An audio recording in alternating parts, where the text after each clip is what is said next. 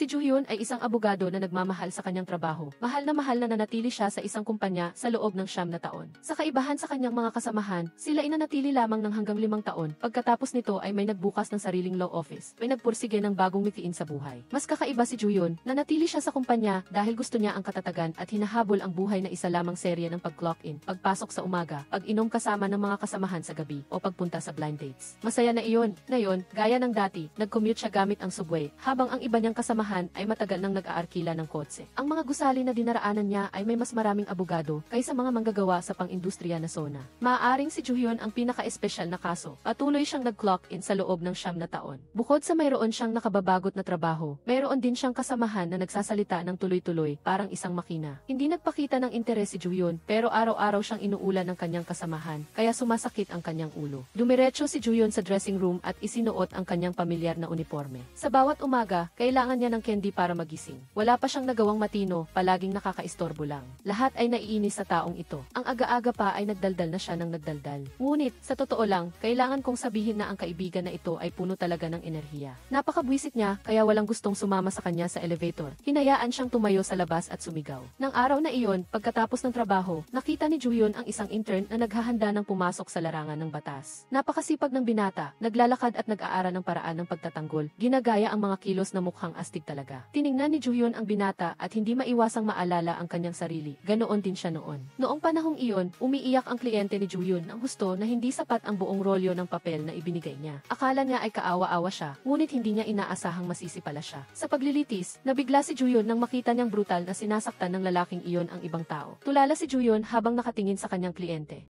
Ngunit muntik na siyang masuntok nito. Isa pang kaso pagkaraan ng 3 taon, isang kliyente ang nagsumbong kay Joo-hyun na wala siyang pera. Isa lang ang nais niya sa pagpunta niya rito, iyon ay turuan ng leksyon ang kabilang panig. Ngunit ang buhay ay hindi pangarap. Ang produkto na ginawa niya ay parang short kaya natalo rin ang kaso. Sinunggaban pa ni ang taong iyon, ang liig ni Joo-hyun, sinisigawan siya na pinatalo niya ang kaso. Nagulat si Joo-hyun dahil noong isang araw ay sinabi niyang wala siyang kailangan, ngunit ngayon ay nagsisinungaling siya. Ngunit walang sinuman ang mananatiling tanga magpakailanman. Pagkatapos ng 9 na taon sa propesyon, naintindihan ni Joo-hyun ang isang patakaran. Kung gusto niyang kumain sa korte, dapat siyang kumampi sa kanyang kliyente. Mabagal, ngunit sigurado, pagkaraan ng iba, 4 na taon lang ay katanggap-tanggap pa rin. Araw-araw, gaya ng dati, may kaso na naman si Joo-hyun sa korte, at ang abogado ng kabilang panig ay walang iba kundi ang isang freshman na bago pa lang sa propesyon. Kabaligtaran ng kanyang kakayahan at karanasan, siya ay isang taong napakakumpiyansa. Mabilis na dumating ang kanyang pagkakataon na magsalita. Ang binata ay parang isang mapusok na kabayo at nagtangkang lumapit sa hukom. Ngunit ang buhay ay hindi panaginip. Sinabi ng hukom na bumalik siya agad sa kanyang upuan.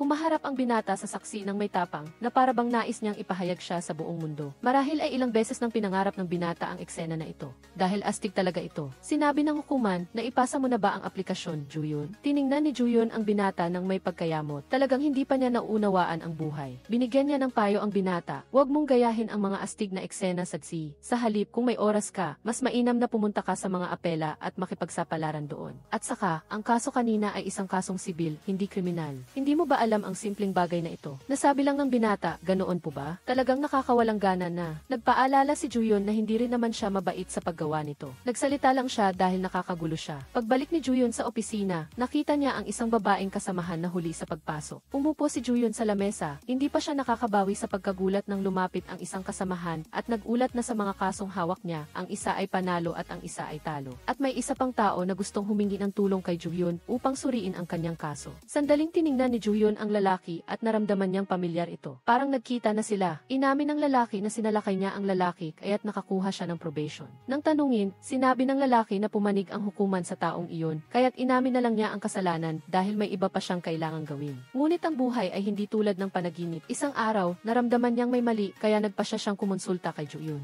Inamin niya sa sarili na isang taong gumagalang sa mga kliyente dahil mayroon lang siyang kakaunting kliyente. Kung hindi niya sila gagalangin, sino pa? Pinagmasdan ni Joo-hyun at parang ang kliyente ay isang bulag. Pagkatapos, nagtipon si Joo-hyun kasama ang kanyang malalapit na kasamahan sa kumpanya. Ang grupo niya ay masasabing may iba't ibang uri ng tao. Ang matabang kasamahan ay mahilig sa pera, kaya't lagi siyang nagpupumilit kumain ng marami para masulit ang ibinayad niya. Samantala, nang makita ng kasamahan niya na nagbibigay ng payo ang kanyang kaibigan na abogado, nagbalak siyang sumingit sa pagpapayo, ngunit naawat siya. Sabi ng kasamahan, mas marami pa ang abogado sa lugar na ito kaysa sa mga restoran. Pagkatapos ng salo-salo, nag-iwan sila ng paalala na magkita ulit mamaya, Joo-hyun. Nagkataon na mayroon siyang blind date ngayon, kaya humingi siya ng paumanhin sa lahat na baka mahuli siya ng kaunti. Nag-usap-usap ang mga kasamahan kung magugustuhan ba ni Juhyun ang kadate niya sa pagkakataong ito. Nagtanong si Jangwon ng may pag-usisa, hindi ba ayaw mo ng blind dates? Hindi niya maintindihan kung bakit madalas pa ring pumunta si Juhyun sa blind dates kahit hindi niya gusto. Nagbiro si Jangwon na kung ang lottery ay random, bakit hindi siya naniniwala sa kapalaran? Bagamat isang nag-aral ng batas, naniniwala pa rin siya sa tadhana. Naniniwala pa rin siyang sa pamamagitan ng pagpunta sa blind dates, mahahanap niya ang itinakda para sa kanya. Tumawa ang lahat na parang nanalo at sinabi kay Juhyun na magpatuloy, malapit na niyang makita ang tunay na pag-ibig ng kanyang buhay. Pagdating pa lang niya sa opisina, nakatanggap si Juhyun ng isang folder ng mga dokumento tungkol sa kanyang kliyente. Ang folder ay may ulat, ang mga detalye ng pangyayari ay nakasulat sa teksto at sa isang recording. Sinabi ng biktima na ang salarin ay nagalit sa kanya at nagtapon ng mga bagay kung saan-saan. Dahil dito, nagsuntukan silang dalawa na parang dalawang babae na nag-aaway dahil sa asawa. Nagpasya si Juhyun na pumunta sa bahay ng kanyang kliyente para masuri ng eksakto ang nangyari. Pagpasok pa lang niya sa bahay ng accountant na si Park, napansin ni Juhyun na tila ito ay ginawa na at napaka-elegante. Ang mga bagay na nakakalat tulad ng nasa larawan ay nalinis na. Bagaman hindi nakakakita si Park, ngunit nararamdaman niya ang eksaktong posisyon ni Juhyun. Nag-isip si Juhyun sa loob ng ilang segundo, nagtataka kung ang lalaking ito ay talagang bulag o hindi. Pagkatapos nito, inulat ni Juhyun sa kliyente na kahit sabihin pa niyang inosente siya, batay sa mga naitala, itinuturing pa rin siyang maisala. Dahil ayon sa investigasyon, tumutugma ang lahat sa salaysay ng biktima. Sabi ni Park na marahil ang recording ay naitala sa kung anong paraan, ngunit sa totoo lang, may mga kakaibang ingay sa recording na parang ang biktima mismo ang gumawa ng mga mapanirang kilos sa sarili. Nagtanong si Juhyun kung maaari ba siyang gumamit ng banyo. Tumayo si Park.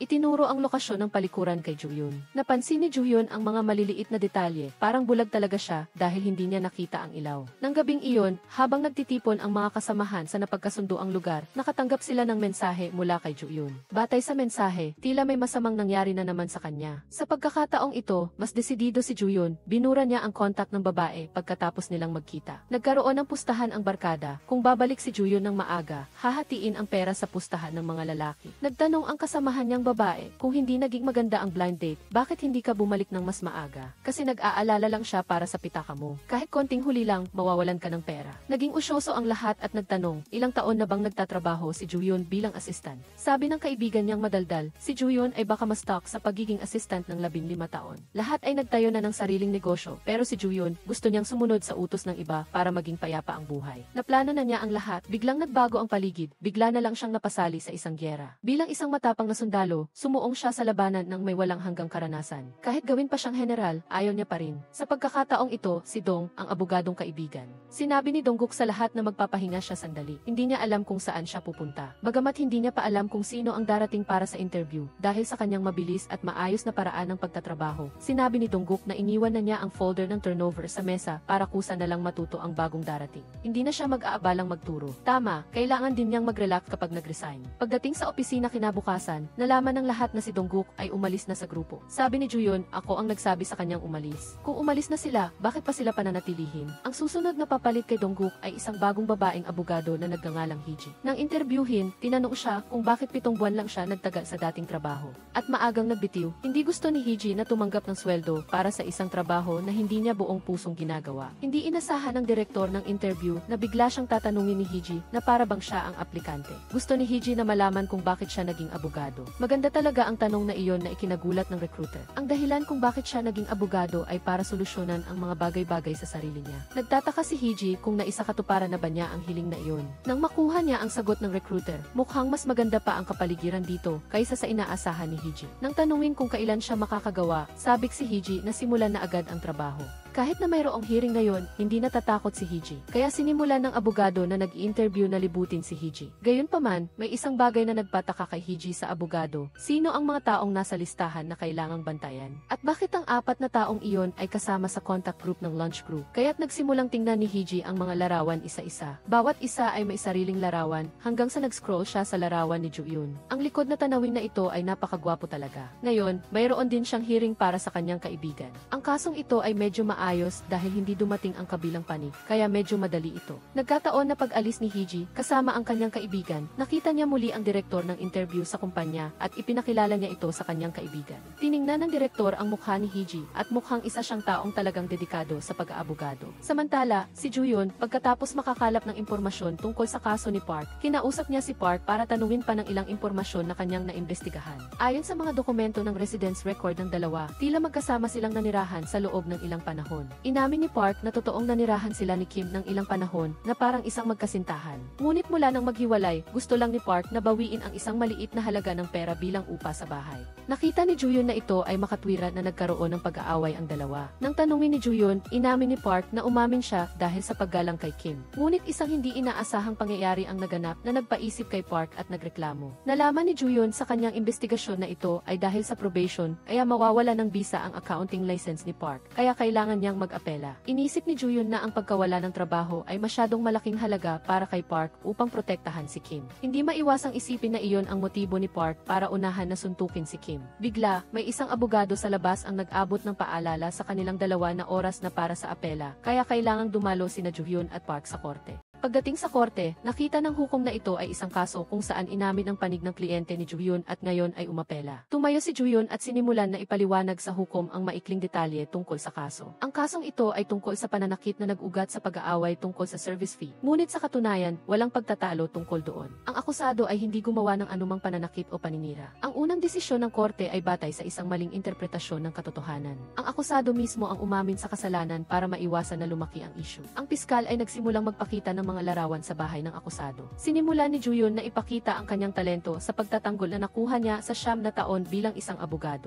Ayon sa kanyang naimbestigahan sa bahay ng akusado, si Park ay isang lubos na bulag na accountant at kailangang gumamit ng isang braille typewriter. Para sa isang bulag, iyon ang pinagkukunan niya ng hanap buhay at nagkakahalaga iyon ng 6 milyon won. Walang dahilan para sa isang bulag na itapon ang isang napakahalagang bagay na ganoon. Ang konklusyon ay hindi ang akusado ang sumira nito. Ang ikalawang bagay na binanggit ni Juyun ay dahil siya ay lubos na bulag at hindi nakakakita ng liwanag, tulad ng pinatunayan. Walang dahilan kung bakit ang akusado ay makakagawa ng isang eksaktong puwersa na magreresulta sa mga pasa sa buong katawan ng biktima at pagkatapos ay tumpak na ihagis ang isang bagay sa salamin. Maaari lang na sinadya ng biktima. Tumayo si Kim, ang biktima, ngayon. Pinuwersa ng hukom si Kim na umupo muna, kung hindi ay paalisin siya. Pati ang pagtira ng dalawa ng magkasama at ang kanilang relasyon ay binunyag. Nagsimulang mawala sa kontrol si Kim. Sa kabila nito, nagpatuloy si Juyun sa pagsasalita tungkol sa kanilang pagiging malapit na parang magkaibigan sa isang silid at ang biktima ay paulit-ulit na nangutang ng pera sa akusado. Ito ay mas tumpak na isang kaso tungkol sa pera, hindi isang kaso tungkol sa gastos sa pag-upa. Ang biktima mismo ang sadya na nag-record at nagkunwari na inatake at pagkatapos ay sinimulan niyang saktan ang kanyang sarili. Humingi si Juyun ng pagpapawalang saysay ng hatol at idineklarang inosente ang akusado. Nang tanungin kung mayroon pa siyang idadagdag para sa depensa, hindi na nakapagdepensa si Kim at umalis na agad. Pagkatapos ng kaso, nagpasalamat si Park kay Juyun. Gayunpaman, hindi na kailangan ni Juyun ang pasasalamat na ito. Ginawa lang niya ang kanyang naimbestigahan. Si Park lang ang nakakaalam kung nagsisinungaling ba ang mga pahayag. Samantala, sa law firm, Hiji ay sinusuri ang mga trabahong ipinasa at may isang paalala na nakakuha ng kanyang atensyon. Hindi ko alam, tanungin mo si Juyun. Bulong niya sa sarili, napakaliit ng mundo. Pagkatapos ng trabaho, sabik ang lahat na kumain. Sinabi ni Sangji na malapit nang dumating ang bagong abogado. Nang kumpleto na ang lahat, dumating si Hiji sa lugar, ngunit tila nagulat ang mukha ni Juyun na para bang matagal na silang magkakilala. Bigla na lang may alerto ng panganib na lumabas. Akala ng lahat ay mailindol, ngunit walang nangyayari sa paligid. Biglang iniabot ni Hiji ang kanyang kamay at binati si Juyun na parang matagal na silang hindi nagkita. Tulala si Juyun na para bang hindi pa niya nakita si Hiji. Nang mag-cheers ang lahat, ubos na ang serbesa ni Juyun, kaya't agad na ibuhos ni Hiji ang serbesa mula sa kanyang baso patungo sa baso ni Juyun na parang walang nangyari. Kinuha ni Ha ang pagkakataon na tanungin si Hiji. Sinasabing magkakilala na kayo noon, totoo ba iyon? Sinabi niya na nag-date sila noon sa Hong Kong 2 taon na ang nakalipas. Ngunit si Juyun ay walang anumang alaala sa kanya. Sinisisi si Juyun ng lahat kung bakit wala siyang naalala samantalang napakaganda ng babae. Sumigaw ang madaldal na binata dahil naalala niya na pumunta talaga si Juyun sa Hong Kong noong panahong iyon. Ngunit dahil katatapos lang nilang maghiwalay ng kanyang dating kasintahan, pumunta lang siya kung saan niya gusto. Sinasabi ng lahat kay Juyun kung bakit wala siyang naalala pagkaraan ng 2 taon. Sinabi ni Hiji na sa totoo lang, isang taon na pala silang magkakilala. Noon, siya ay isa pa ring estudyante sa kolehiyo. Pinaalalahanan niya si Juyun na malinaw na nagkita sila sa Korea, ngunit wala na siyang naalala. Ito ba ang tinatawag na nagmamadaling mangako sa alamat? Ang problema lang ay wala talagang naalala si Juyun, pati na ang pangako na magkita ulit sila ni Hiji sa Korea. Tiyak niyang hindi siya nangako sa sinuman ng ganoon. Nang balak ng lahat na mag-order pa ng serbesa para kay Hiji, sinabi niyang masakit ang kanyang tiyan, kaya hindi siya maaaring uminom. Kaya pala ibinuhos niya ang serbesa sa baso ni Juyun. Kung sa bagay, isang taon na silang magkaibigan. Pagka-uwi niya, nagtaka si Hiji kung bakit hindi siya naalala ni Juyun. Maliwanag na siya ay kaibig-ibig. Pagkatapos ay may abiso tungkol sa isang bagong kaso na nakakuha ng atensyon ni Hiji. Sa isang pagtitipon ng mga direktor ng law office sa Gusali, pinagsama-sama ni Hyungmin, ang may-ari ng Gusali, ang lahat ng mga direktor na nangungupahan ng opisina sa kanyang gusali. Nakipagtulungan na siya sa lahat ng narito. Ngunit tiyak na hindi pa sila nagkita ng personal. Upang hindi magsayang ng oras ng lahat, diretso na sa punto si Kim. Nais niyang pagsamahin ang 4 na law office at kumpanya upang maging isang formal na law firm sa ilalim ng pangalang Hyomin Law Firm. Dito, ang taong nasa pinakapeligrosong sitwasyon ay si Attorney Kim. Ang kanyang opisina ay matagal nang tumakbo, ngunit hindi sapat ang kondisyon para panatilihin ang legal entity. Kailangan niya ng 3 partner bukod sa kanyang assistant. Nais pagsamahin ni Kim ang lahat, pangunahin para gawing isang malaking law firm ang kanyang bahay, at sa gayon ay makakuha ng isang matatag na base ng kliyente. Sa dami ng magagaling na abogado sa kanyang bahay, sinabi niya sa direktor na kung pagsasamahin lang niya ang 4 sa 8 palapag ng gusali, ipapamahala niya ito sa kanya. Sa pangalang Hyungmin Law Firm at Hyungmin Building, hindi ba iyan ang makakakuha ng atensyon ng mga tao at makakatulong na akit ng mga kliyente sa negosyo? Tama ba? Gayunpaman, sa pagsasanib na ito, sinabi ni Kim sa lahat na makakakita pa rin sila ng sarili nilang pera at hindi na kailangan pang ibahagi sa sinuman sa kumpanya. Naging usyoso ang lahat, kung gayon, paano naman ang may-ari ng gusali? Ano ang makukuha niya matapos pagsamahin ang lahat dito sa isang law firm? Umiti lang siya at sinabi ang katotohanan sa lahat. Kapag pagsasama-samahin na sa gusali, mahihirapan ang lahat na umalis. Nais niyang panatilihin ang mga nangungupahan ng matagalan. Maaari silang lumipat sa ibang lugar, ngunit kailangan pa ring panatilihin ang pangalan ng kanyang law firm. Gayunpaman, kung pagsasamahin na, madaling pumasok ngunit mahirap lumabas. Sa kabilang banda, nangako si Kim sa lahat na i-refer niya sila sa ilang kaso. Marahil madalas, dahil marami siyang kaso sa lahat. Pagpasok sa trabaho kinabukasan, nakita ni Juyun si Hiji na masayang tumutulong sa janitor sa labas, ngunit dumaan lang siya ng mabilis. Pagdating sa opisina, kahit na nakita niyang masaya siyang nakikipag-ugnayan sa iba, tuloy-tuloy lang si Juyun at hindi pa rin siya pinansin. Pagkatapos ng ilang sandali, si Moon Jung ay nagdala ng isang tasang kape sa harap ni Juyun. Regalo ni Hiji sa kanya ang isang tasang kape, ngunit ayaw ni Juyun dahil ayaw niya sa kape. Pagdating ni Hiji sa opisina ng head ng department, nakita niya ang ibang abogado na may hinihiling. Usyoso siyang nagtanong sa kanyang kasamahan at nalaman niyang kailangan ng abogado ng kasama upang mag-imbentaryo. Dahil interesado siyang tumulong, nagtanong din si Hiji sa head ng department kung anong klaseng tao ang nangutang. Ang taong iyon ay isang negosyante. Ang nangutang na ito ay nagpapahirap lang sa nagpautang. Sinasabing na ipautang na ng nagpautang ang lahat ng kanyang ari-arian.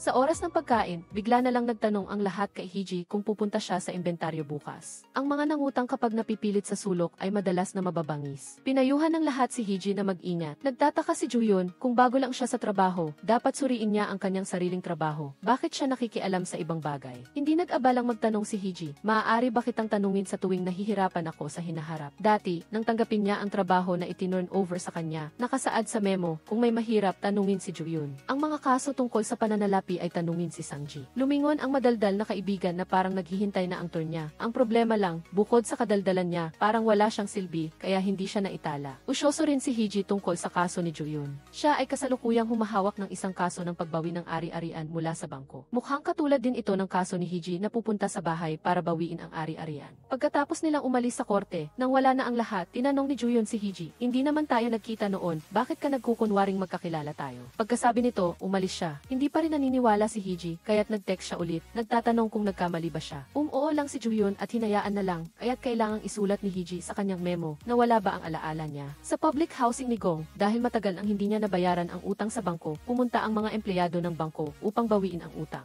Gayunpaman, humingi ng tulong si Gong sa isang kapitbahay, na tinulungan siya na paalisin ang mga empleyado ng bangko. Dahil dito, nakatakas siya sa utang ng mas maikli pang panahon. Dahil dito, lumapit ang bangko kay Juyun at humingi ng tulong na bawiin ang utang at edemanda si Gong. Binigyan ni Juyun ang bangko ng isang folder ng mga dokumento at sinimulan ang kanyang napakabilis na paliwanag. Tinanong niya ang empleyado ng bangko kung narinig na niya ang presentasyon. Ano ang presentasyon? Sabi ng empleyado. Pagkatapos ng mahabang paliwanag, walang naintindihan ang empleyado ng bangko. Kaya't ang tanging paraan pamahalaan ni Juyun ay gumawa ng mind map. Nagkataon na ang nangutang na kailangang kolektahin ng bangko ay humihingi ng tulong kay Hiji upang maiwasan na mabawi ng bangko ang utang at mapaalis sa bahay. Nang makita niya ang folder, napagtanto niyang maghaharap na ngayon si Hiji at si Juyun. Bukod pa rito, tinanong pa ng sinisingil kung maaari ba siyang abogado ng libre. Sinabi ni Hiji na susubukan niyang tanungin ang direktor, ngunit nang kinausap niya ang direktor, ikinalungkot nito na hindi siya makakapayag sa libreng pag-aabogado para sa iba. Mula sa pagsasanib ng kumpanya ng may-ari ng bahay na si Kim noong nakaraan, ang sitwasyon ng mga direktor ngayon ay tila medyo tense. Ang abogado na nangangasiwa sa opisina ni Juyun dahil sa kakulangan ng tauhan ay nagtanong sa kanya kung gusto ba niyang magtayo ng sarili niyang opisina. Malapit na rin siyang magnegatibo 15 taon sa trabaho. Bilang isang taong gusto lang ng payapa at stable na trabaho. Sinabi ni Juyun na 9 na taon pa lang siya nagtatrabaho dito. Bukod pa rito, ang atensyon niya ay para mamuhay bilang isang ordinaryong tao sa buong buhay niya. Si Direktor Kang ay nanginginig dahil malapit nang isama ang kanyang kumpanya. Napansin niya na si Hiji, bagong pasok pa lang, ay sobrang aktibo at masigasig sa trabaho. Hindi na kailangang sabihin pa, hula niya na aalis siya sa lugar na ito kaagad at maghahabol ng mas mataas na posisyon. Naghahanda na ang kaibigan niyang si Do na mag-imprenta ng calling card nang may pumigil sa kanya at sinabing hindi na niya kailangang mag-imprenta. Sa sinabing iyon, hula niya na plano ng lalaking ito na iimprenta ang lahat ng sabay-sabay pagkatapos ng pagsasanib ng kumpanya. Imbes na mag-imprenta ng pangalan ng kumpanya ngayon, ang lumang kumpanya at pagkatapos ay babaguhin na naman ay sayang lang sa oras. Tiningnan ang bagong pangalan, yung Minlo Office, na mukhang maganda na agad. Nang gabing iyon, ang lahat ng mga direktor ay nakatanggap ng mensahe mula sa may-ari ng gusali. Nais nilang tanungin kung gusto ba talaga nilang pagsamahin ang gusali bukas ng alas 9 ng umaga. Ngayon, si Hiji ay may misyon na mag-imbentaryo kasama ng ibang abogado upang bawiin ang ari-arian. Nang dumating si Hiji sa bahay, medyo nagulat siya dahil napakalaki at maganda nito. Bakit may utang ang may-ari ng bahay? Nang makita na nangutang na si Kim ang mga dumating para bawiin ang kanyang ari-arian, nag-eskandalo siya na parang nilagyan ng asin ang lintang, bleach. Nang bumulong ang asawa niya ng isang bagay, sumunod na lang siya at pumasok sa loob. Ngunit ang mga bagay na gusto nilang itago ay natuklasan pa rin ni Hiji. Umiikot si Hiji sa bahay upang suriin kung may itinago pa ang taong ito. Sinimulan niya ang pag-ikot sa bahay, naghahanap kung saan pa itinago ng mga taong ito ang mga mamahaling bagay. Kinalikot ni Hiji ang istante sa tabi, tila may mga ipinintang larawan na itinago doon. Sinundan ni Hiji ang dingding na iyon at natuklasan ang isang lihim na daanan. Tinawag niya ang bailif upang suriin ito at nakita niya na ang mga mahahalagang bagay ay itinago na roong matagal na. Dahil ayaw nilang kumpiskahin ang lahat ng mahahalagang bagay, hinubad ng mag-asawa ang kanilang mga damit upang manakot. Talagang magkasabwat ang mag-asawang ito. Nang makita ng nangutang na si Kim si Hiji, tinignan niya si Hiji at tinakpan niya ang kanyang ari. Tinanong ng nangutang si Hiji, ano ang tinitingnan mo? Talagang naninisi pa ang nagnakaw. Hinihikab ng malaki si Hiji. Nakakapagod talaga ang inventaryo na ito. Galit na ikinwento ni Hiji sa kanyang kasamahan ang tungkol sa pagkuha ng ari-arian mula sa isang napakagulo na nangutang ngayon. Si Juyun ay walang pakialam. Sinabi niya, tapusin na lang ng mabuti ang trabaho mo. Dahil sa labis na nasunog na kalori sa trabaho ngayon, gusto ng lahat na mag-order pa ng pagkain.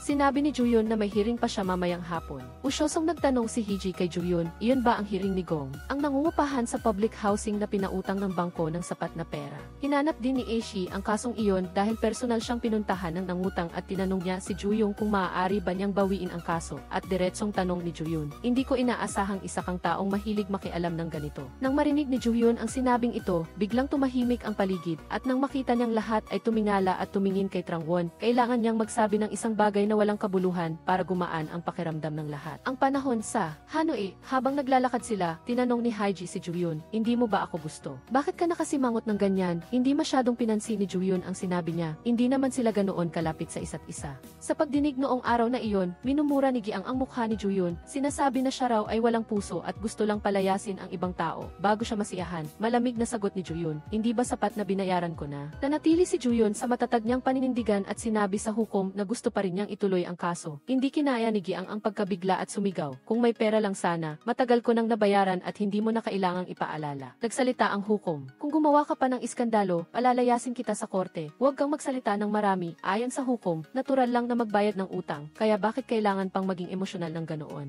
Nang makita niyang walang maitutulong ang pag-iingay, lumapit siya kay Juyun at humingi ng tulong. Tinatanong kung ano ang dapat niyang gawin at malamig na sagot ni Juyun, Ju-yun, kung umutang ka, bayaran mo, huwag ka nang magreklamo. Si Hee-ji, na may maraming tanong, ay umuwi at nakatanggap ng bagong utos mula sa korte. Hindi lang siya, kundi pati si Ju-yun ay nakatanggap din nito at hindi niya alam kung paano ito sosolusyonan. Si Ju-yun ay pumunta upang kausapin ang mga tao sa bangko para ipaliwanag ang utos at sinabi sa kanila na kailangan nilang hintayin munang matapos ang kontrata bago mabawi ang bahay. Sinabi niya na ang pagiging nonang mapagpasensya ay ginto. Ngunit tila hindi pa na-update ang nasasakdal at ang korte tungkol sa balitang ito, kaya sinabi ni Ju-yun sa bangko na huwag silang mag-alala. Pagkatapos, nakipagpulong siya sa lahat, tinanong ni Hee-ji kung nakita na niya ang bagong batas sa kaso, na alam na siguro ng lahat ng abogado, at pinayuhan pa niya itong bawiin ang kaso para maging maayos ang lahat. Ngunit hindi ito bawiin ni Ju-yun kaya't pakiramdam niya ay isa na siyang tunay na si. Pagdating pa lang niya sa opisina, nakatanggap si Hee-ji ng isang reklamo, mukhang handa na siyang sumabak sa labanan sa apela ngayong hapon. Nagpadala ang nangutang ng isang bagong salay sa isa. Korte, na nagrereklamo na ang bagong batas sa kaso kamakailan ay pumigil sa bangko na kumpiskahin ang utang o palayasin sila sa bahay. Tinanong ng korte si Ju-yun para kumpirmahin at nagbigay siya ng tapat na pahayag. Samantala si Gyang naman ay namumuhay ng komportable sa social housing ang hindi natatakot na may mangyari sa kanya, kaya naman talaga. Hindi makatarungan para sa mga taong nagtatrabaho ng matuwid, iminungkahi rin ng hukom sa bangko na bawiin ang kaso para maging maayos ang lahat para sa magkabilang panit pagkatapos ng paglilitis. Tumakbo pa si Gyang upang pasalamatan si Ju-yun na para bang siya ang nagligtas ng kanyang buhay. Ngunit kalmado lang niyang sinabi na ginagawa lang niya ang kailangan niyang gawin. At ayaw niyang magtanim ng galit sa sinuman kaya hindi niya kailangan magpasalamat. Pagdating sa restaurant, tinanong ni Ju-yun si Hee-ji kung anong ginagawa niya. Sinabi niya na gumagawa siya ng mabuti. Galit siyang nagtanong, bakit hindi ka pumunta sa korte at gumawa ng mabuti? Ang ginagawa mo ay nagdadagdag lang ng langis sa apoy at isang bagong pagbabago para sa sakuna. Huwag mong gamitin ang iyong ideya ng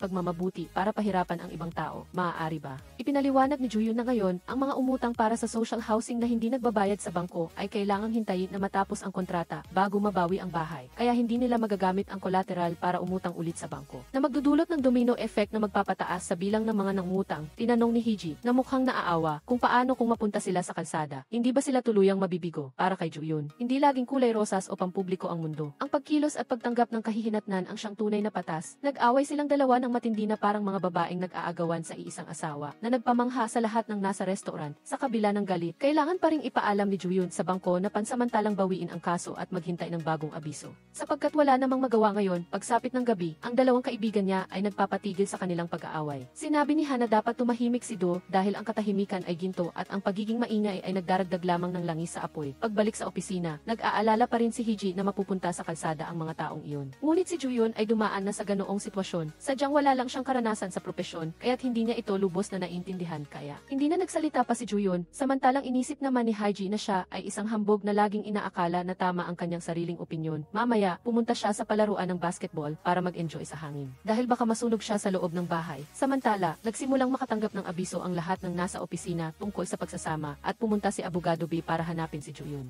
Ngunit nag-iehersisyo siya sa palaruan ng basketball. Nang biglang makita ni Hoji na nakaupo malapit, naalala niya ang relasyon nilang malabo 15 taon na ang nakalipas. At ang mga emosyon ay biglang bumalik kaya't ayaw niyang bumalik sa kasalukuyan. Si Hee-ji ay naglakad ng mag-isa patungo sa stadium ng universidad na matagal nang naging santuwaryo para sa pagpapagaling ng kaluluwa para sa grupo sa tanghalian. Parang bawat metro kwadrado ng lupa dito ay naglalabas ng kapayapaan. Habang naglalakad siya, hindi niya inaasahang nakasalubong si Ju-yun, ang bida sa isang lumang kabanata ng kanyang buhay, at lumabas na naglalakad-lakad din siya dito. Pagkakita pa lang niya sa kanya, agad niyang naalala ang paglalakbay nila sa Hong Kong noon, kung saan sila nagkita at nagkaroon ng pag-ibig na matindi na iniingatan pa rin niya. Itinatago sa memorya na parang isang importanteng file na hindi binubura. Noon, nangako silang magkikita ulit pagbalik nila sa Seoul. Ngunit sa kasamaang palad, nag-atubili si Hoji pagbalik dahil inakala niyang pansamantala lang ang damdaming iyon. Ang pag-aatubili niya ay naging senyales para kay Ju-yun na nagpakahulugan dito bilang pagkansela ng kanilang pagkikita at simula nang bumalik siya sa bansa. Hindi na rin siya nakipag-ugnayan sa kanya, kaya't lalo siyang naniwalang niloko siya. Ang bersyon ng damdamin sa totoong buhay, sa totoo lang, nawala ni Hoji ang kanyang telepono na naglalaman ng contact number ni Ju-yun at para sa kanya, parang binura ng langit ang kasaysayan ng kanilang usapan nang magkita ulit sila. Nagreklamo agad si Hoji, ikaw pa rin ang nag-aya. Ngunit pagkatapos ay nawala kang parang magic. Bakit ka pa nag-aya para magkita kung nakakapagod lang? Ang salitang iyon ay tumama sa kahinaan ni Ju-yun kaya't nasabi niya sa isang sandali ng emosyon, dahil gusto kita, Hee-ji. Ngunit ang taong gusto niya ay ang ikaw noon, hindi ang ikaw ngayon, sa loob ng ilang buwan, sa tuwing nakikita ka niya. Nasasabi niya nang hindi sinasadya ang mga kakaibang bagay na hindi niya maintindihan at pagkatapos ay kaagad siyang tumayo at umalis na parang tumatakas sa isang pagsabog. Habang pauwi, bigla siyang nakadama ng pagsisisi dahil sa kanyang pagiging pabaya sa kaso sa bangko, kaya nagkusa siyang humingi ng tawad kay Ju-yun. Mapagbigay siyang nangako na tutulungan siya sa hinaharap, ngunit hindi niya nakalimutan na idagdag ang probisyon na hindi ko masisiguro na ang tulong ay ay magiging malumanay gaya ng gusto mo. Kinaumagahan, sumabog ang balita. Maraming law office sa gusali ang pagsasamahin. Nangangahulugang ang lunch group ay magiging full-time na magkasama sa trabaho at hindi na lang magkasalo sa pagkain. Pagkaraan, Hiji ay binigyan ng kasong medikal. Namatay ang menor de edad na pasyente sa mismong araw ng operasyon. Nagsampa ng kaso ang pamilya laban sa ospital dahil sa hinala ng kapabayaan. Ang doktor na naka-assign ay gustong humingi ng tawad at maghanap ng paraan para makipag-ayos. Ngunit mariing tumutol ang administrative head dahil sa takot na masira ang reputasyon ng ospital at nag-away sila sa harap ni Hiji na parang siya ang referee. Bago umalis, palihim siyang nilapitan ng doktor. Gusto niyang dumalo sa paglilitis at humiling na panatilihing lihim ang bagay na ito mula sa head. Hiji ay nagsimulang balikan ang video ng operasyon at humingi ng opinyon sa isang katulong na doktor. Sinabi ng nakikipagtulungan na doktor na ang operasyon ay ganap na sumunod sa pamamaraan. Ang pagkamatay ay dahil sa maraming salik na hindi kontrolado. Pinag-usapan ng buong lunch group ang kaso bilang isang bagong abogado. Hayag na sinabi ni Hiji na hindi sila dapat kumampi sa ospital para pigilan ang doktor na humingi ng tawad. Agad na pinaalalahanan siya ni Juyun na ang isang abogado ay dapat manatiling objektibo. At kung hahayaan niyang mangibabaw ang kanyang emosyon, madali siyang mawawala ng paninindigan. Agad siyang sumalungat na siya ay masyadong malamig at walang pakikiramay sa sakit ng ibang tao upang linawin ang kaso. Masipag na binasa ni Hiji ang mga dokumento at paulit-ulit na pinanood ang video ng operasyon na sinusubukang intindihin ang mga terminong medikal na parang nag-aaral ng wikang banyaga ng mabilisan, umaasang makahanap ng kapabayaan. Pagkatapos ng magdamag na pagpupuyat sa pagkain kinabukasan, muli siyang nagkwento tungkol sa kaso. Kahit wala pang konkretong ebidensya, sinabi ng kanyang intuition na may mali para kay Hiji. Ang intuition ay isa ring anyo ng agham. Produkto ng pinagsama-samang data at karanasan, agad na sumalungat si Juyong. Sinasabing ang intuition ay hindi maaaring maging batayan ng agham. Nang makita ang tensyon, isang miyembro ng lunch group ang nag-ayos para sa pag-aayos. Sa halip na mag-away, dapat silang tawagin sa matatamis na palayaw na parang mga bagong kasal. Mukhang komportable si Hiji, habang si Juyong ay parang natigilan. Tinukso agad sila ni Mondong na siyang nagpakilala sa kanila sa pamamagitan ng pagtatanong kung gusto ni Juyun na tawaging opa. At siya mismo ang gumaya sa boses ng isang nakakatuwang tao at tinawag siyang paulit-ulit na ikinapula at ikinahiya niya. Si Manjung, tulad ni Juyun, ay isang kontrakwal na abogado na may 8 taong karanasan. Ngunit dahil sa kanyang mukhang bata, madalas na iniisip ng mga kliyente na bagong graduate lang siya. Kahit ipinanganak sa isang mayamang pamilya, seryoso siya sa kanyang propesyon. Ngunit minsan, ang mga ebidensyang inihanda niya ay hindi naaprubahan ng korte ng walang awa. Pagdating ng araw ng paglilitis sa kasong medikal, ang kalabang abogado ay naglabas ng ebidensya. Isang larawan na nagpapakita na ang inarestong doktor ay kaliwete. Ngunit sa video, ginamit niya ang kanyang kanang kamay. Kaya naghinala sila na umupa ang doktor ng ibang tao para mag-opera para sa kanya. Sa kasamaang palad, ang doktor na pumayag na humarap sa korte ay nawala ng walang dahilan. Hindi nagtagal, dumating ang pulis at inarestong ama ng pasyente dahil sinaksak niya ng kutsilyo ang doktor. Sa kabutihang palad, hindi malubha ang sugat ng doktor. Kinumpirma ng paglilitis ngayon na tama ang pakiramdam ni Hiji. Ngunit sinisisi pa rin niya ang sarili. Sana raw ay mas maaga niyang natuklasan na kaliwete ang doktor. Baka naiwasan ang trahedyang ito. Sinubukan niyang mag-text kay Juyun, ngunit nag-isip-isip siya at hindi na lang itinuloy. Hindi niya inasahan na pagpasok niya sa elevator, nakita niya itong nakatayo doon. Isang sandali na, kung pelikula man ito, tiyak na tutugtog ang background music na may kaunting tensyon at kilig. Nagkunwari si Ichi na walang nangyayari, ngunit napansin ni Juyun ang malungkot niyang mukha. Hinawakan niya ang pinto ng elevator at magalang siyang tinanong kung kailangan niya ng tulong. Pagkatapos tumango ni Hiji, sumama si Juyun sa kanya pabalik sa opisina. Sabay nilang pinanood muli ang video ng operasyon. Napakalapit ng pagitan nilang dalawa, sa sandaling hindi sinasadyang nagkatitigan sila. Biglang naging malabo at nakakakilig ang atmosfera. Dali-daling tumalikod si Hiji at ikinuwento kay Juyun ang mga pangyayari sa kaso. Nang makita niyang marami pa ring iniisip si Hoji, niyaya siya ni Juyun kumain habang naghihintay ng elevator. Pareho nilang naalala ang nakaraan, 15 taon na ang nakalipas nang hindi pa sila nagkakakilala. Parehong naglakbay sina Hoji at Juyun sa Hong Kong, kung saan lagi silang nagkikita ng hindi sinasadya, maging sa iisang flight at iisang inn. Sa huli, pagkatapos ng maraming pagkikita, si Juyong ay nagkusa na iayain si Hiji kumain. Ngayon, pagkatapos ng 15 taon, ulit silang naupo sa convenience store at kumain ng instant noodles. Para tulungan si Hiji, pumunta si Juyong sa asawa ni Manjung. Nagtatrabaho siya bilang isang nurse sa operating room ng ospital. Pagkatapos panoorin ang video, ipinaliwanag niya na kapag nag-opera, hindi dapat hayaang dumampi ang kamay sa kalahok. Kaya kahit kaliwete ang doktor, madalas niyang ginagamit ang kanyang kanang kamay para sa operasyon. Sa madaling salita, ang doktor sa video ay tunay at hindi kapalit. Kinabukasan, pumunta si Hiji sa ospital upang bisitahin ang doktor na kagigising pa lang. Ipinahayag ng doktor na kahit walang pagkakamali sa operasyon, sa tuwing namamatay ang isang pasyente pagkatapos ng operasyon, palagi siyang nakakaramdam ng pagkakasala at gustong umiwas ng araw na iyon papunta sa korte.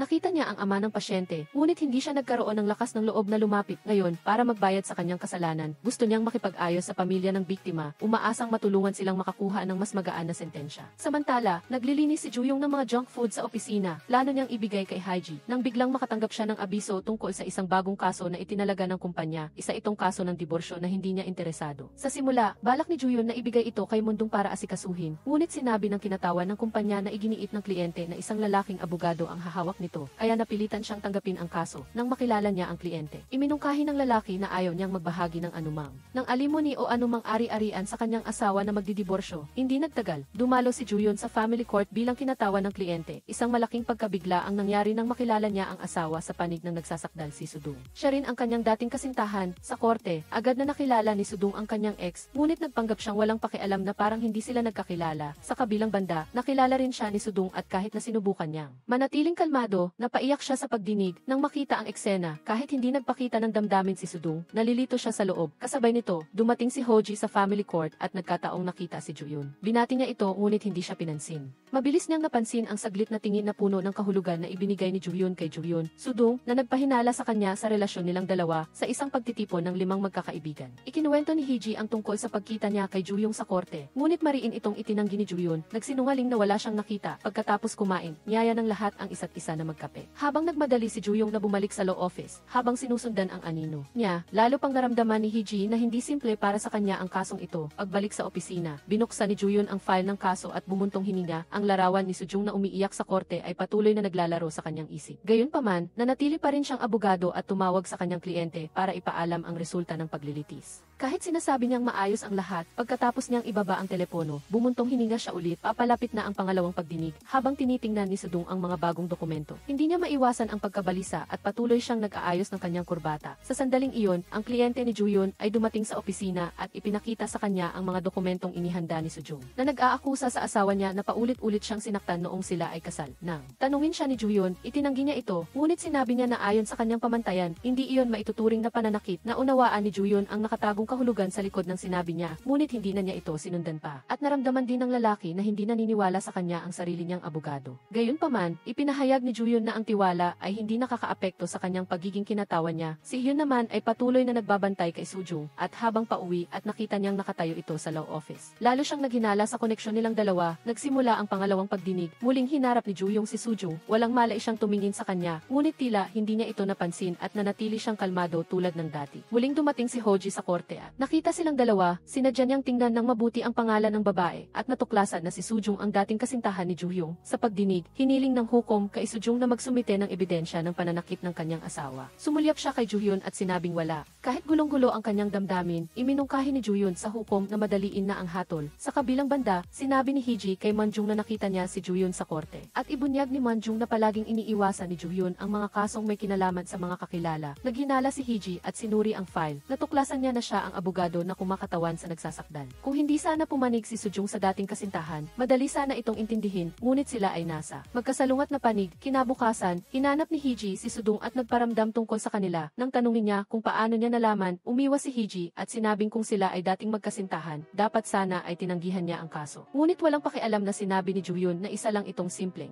trabaho lang ito. Sa harap ng mga kaibigan, nagpanggap pa rin siyang walang pakialam kay Juyon, Sudong, ngunit nang sinimulan niyang isulat ang draft ng prosecution, paulit-ulit niya itong binura ng may pagkalito. Maraming alaala ang pumasok sa kanyang isip noong sila pa, pagdating ng araw ng pagpupulong para sa mediation. Pagkakita pa lang ni Sujung kay Juyon, gusto na niyang umalis, nagkusa siyang tanungin kung kamusta na siya. Sinubukan ni Juyon na pigilan ang kanyang emosyon at umiwas sa tanong. Tinanong niya ulit kung bakit niya tinanggap ang kasong ito. Ipinaliwanag niya na hindi na siya ang Juyon ng nakaraan, kundi isa na lang siyang abogado na nagpoprotekta sa interes ng nagsasakdal. Ang mga salitang ito ay hindi sinasadyang nakasakit kay Sujung. Ang mas masakit sa kanya ay hindi lang ang pagkasira ng kanyang kasal, kundi ang pagpapaalam sa dating kasintahan. Nasaksihan kung gaano siya kaawa-awa, si Juyon ay pinayuhan lang siyang mangolekta ng ebidensya kung gusto niyang magdemanda, ngunit wala si Sujung sa kanyang kamay. Nang marinig ito, si Juyon ay nawalang lakas at hinikayat siyang sumuko na lang para matapos na ang lahat. Sa huli, pinili ni Sujung na bumitiw at pumayag sa mabilisang diborsyo, na isuko ang lahat ng ari-arian pagkatapos ng pagpirma. Palihim lang si Juyong na sumulyap sa kanya at umalis, tuwang-tuwa ang lalaking asawa sa panalo. Binigyan pa niya si Juyong ng gift certificate bilang pasasalamat. Pagkatapos ay ibunyag niya na sinadya niyang piliin si Juyon bilang abogado para mapahiya si Sujung at sumuko sa pagtatalo. Natigilan si Juyon nang malaman na siya ay ginamit nang makita ang mukha ng lalaking iyon na nagmamalaki. Pinunit niya ang gift certificate at pinalaya siya sa opisina. Pagbalik niya, nagulat siyang makita si Hoji na nakatayo sa pintuan. Nasaksihan din niya ang buong pangyayari nangyari sa unang pagkakataon. Malinaw niyang naramdaman ang sakit at dignidad sa mga mata ni Ju-hyun. Noong sandaling iyon, naghihintay pa rin si Soo-jung sa ibaba, naaawa kay Ju-hyun, napilitan si Hee-ji na magsinungaling na umalis na siya, ngunit sa tren pa uwi. Nakonsensya siya dahil nakialam siya sa kanyang personal na buhay. Nang gabing iyon, nakatanggap si Ju-hyun ng text message mula kay Ho-ji na nagtatanong kung kamusta na siya. Kasabay nito, nagpadala rin si Soo-jung sa kanya ng text message. Tinanong niya kung natapos na ba ang kaso at kung siya ba ay isang abogado o si Ju-hyun, ang tao. Nagbasa siya ng text message at naging mapag-isip. Pagkatapos ay tumingin siya sa bintana, gulong-gulo ang kanyang puso. Kinabukasan, sa lunch group ng 5 magkakaibigan, inutusan si Changwon na pumunta sa kulungan para makipag-usap sa isang binatilyong anak ng mayaman na nakakulong. Plano niyang talakayin ang mga legal na issue, ngunit sinabi ng binatilyo na mayroon ng umaasikaso sa kaso. Kailangan lang niyang magpunta doon para makipag-usap at magpalipas ng oras. Sa pakiramdam na minamaliit, tulala si Changwon na lumabas ng visiting room. Pakiramdam niya ay isa siyang payaso at hindi isang tunay na abogado. Isa pang kaibigan, si Sang-jae, ay naharap din sa isang mahirap na kaso. Ang kliyente niya ay isang lalaki na may asawang hindi tapat. Niloko siya ng asawa niya at habang kasama ang kanyang kasintahan, sila ay naaksidente. Namatay ang asawa. Sa simula, balak ng kliyente na kasuhan ang kasintahan para sa pinsala dahil namatay ang asawa. Kinabukasan, patuloy na nag-imbestiga si Sang-jae. Natuklasan na ang kasintahan ay may asawa at 2 maliliit na anak. Naisip ng kliyente na kasuhan ang asawa at mga anak ng kasintahan para humingi ng pera. Kahit nag-aalangan ang lalaki dahil napakabata pa ng 2 bata, ngunit sa legal na pananaw, naniniwala si Sang-jae na kailangan niyang isama ang 3 sa listahan ng mga nasasakdal kung gusto niyang i-maximize ang posibilidad ng kabayaran dahil sa mata ng batas. Ang 2 panig ay itinuturing na nagdulot ng pinsala dahil sa pangangaliwa, nagpasya ang korte na magbukas ng pretrial hearing. Umaasa na ang 2 panig ay maaaring makipagkasundo. Sa paglilitis, isinumbong ng asawa ng kasintahan ang kanyang kalagayan. Sa huli, para sa pagkakasundo, nagpasya siyang isuko ang lahat ng karapatan sa mana. Kabilang ang bahay na tinitirhan niya, nangangahulugan iyon na ang 3 mag-ina ay mawawalan ng matitirhan. Hindi niya inasahan na ang asawa niya ay mangangaliwa at magdudulot ng nakamamatay na aksidente. Ngunit ang kahihinatnan ay napunta sa kanilang mag-ina pagkatapos ng pagdinig. Patuloy na pinuna ng babae si Sang-jae dahil isinali niya ang maliliit na bata sa listahan ng mga nasasakdal. Tinawag niya siyang walang pakialam at hindi nakakaunawa sa sakit ng isang ina. Ang sinabing iyon ay parang kutsilyong humiwa sa matinong isip ni Sang-jae na nagpaupo sa kanya at nag-isip kung ano.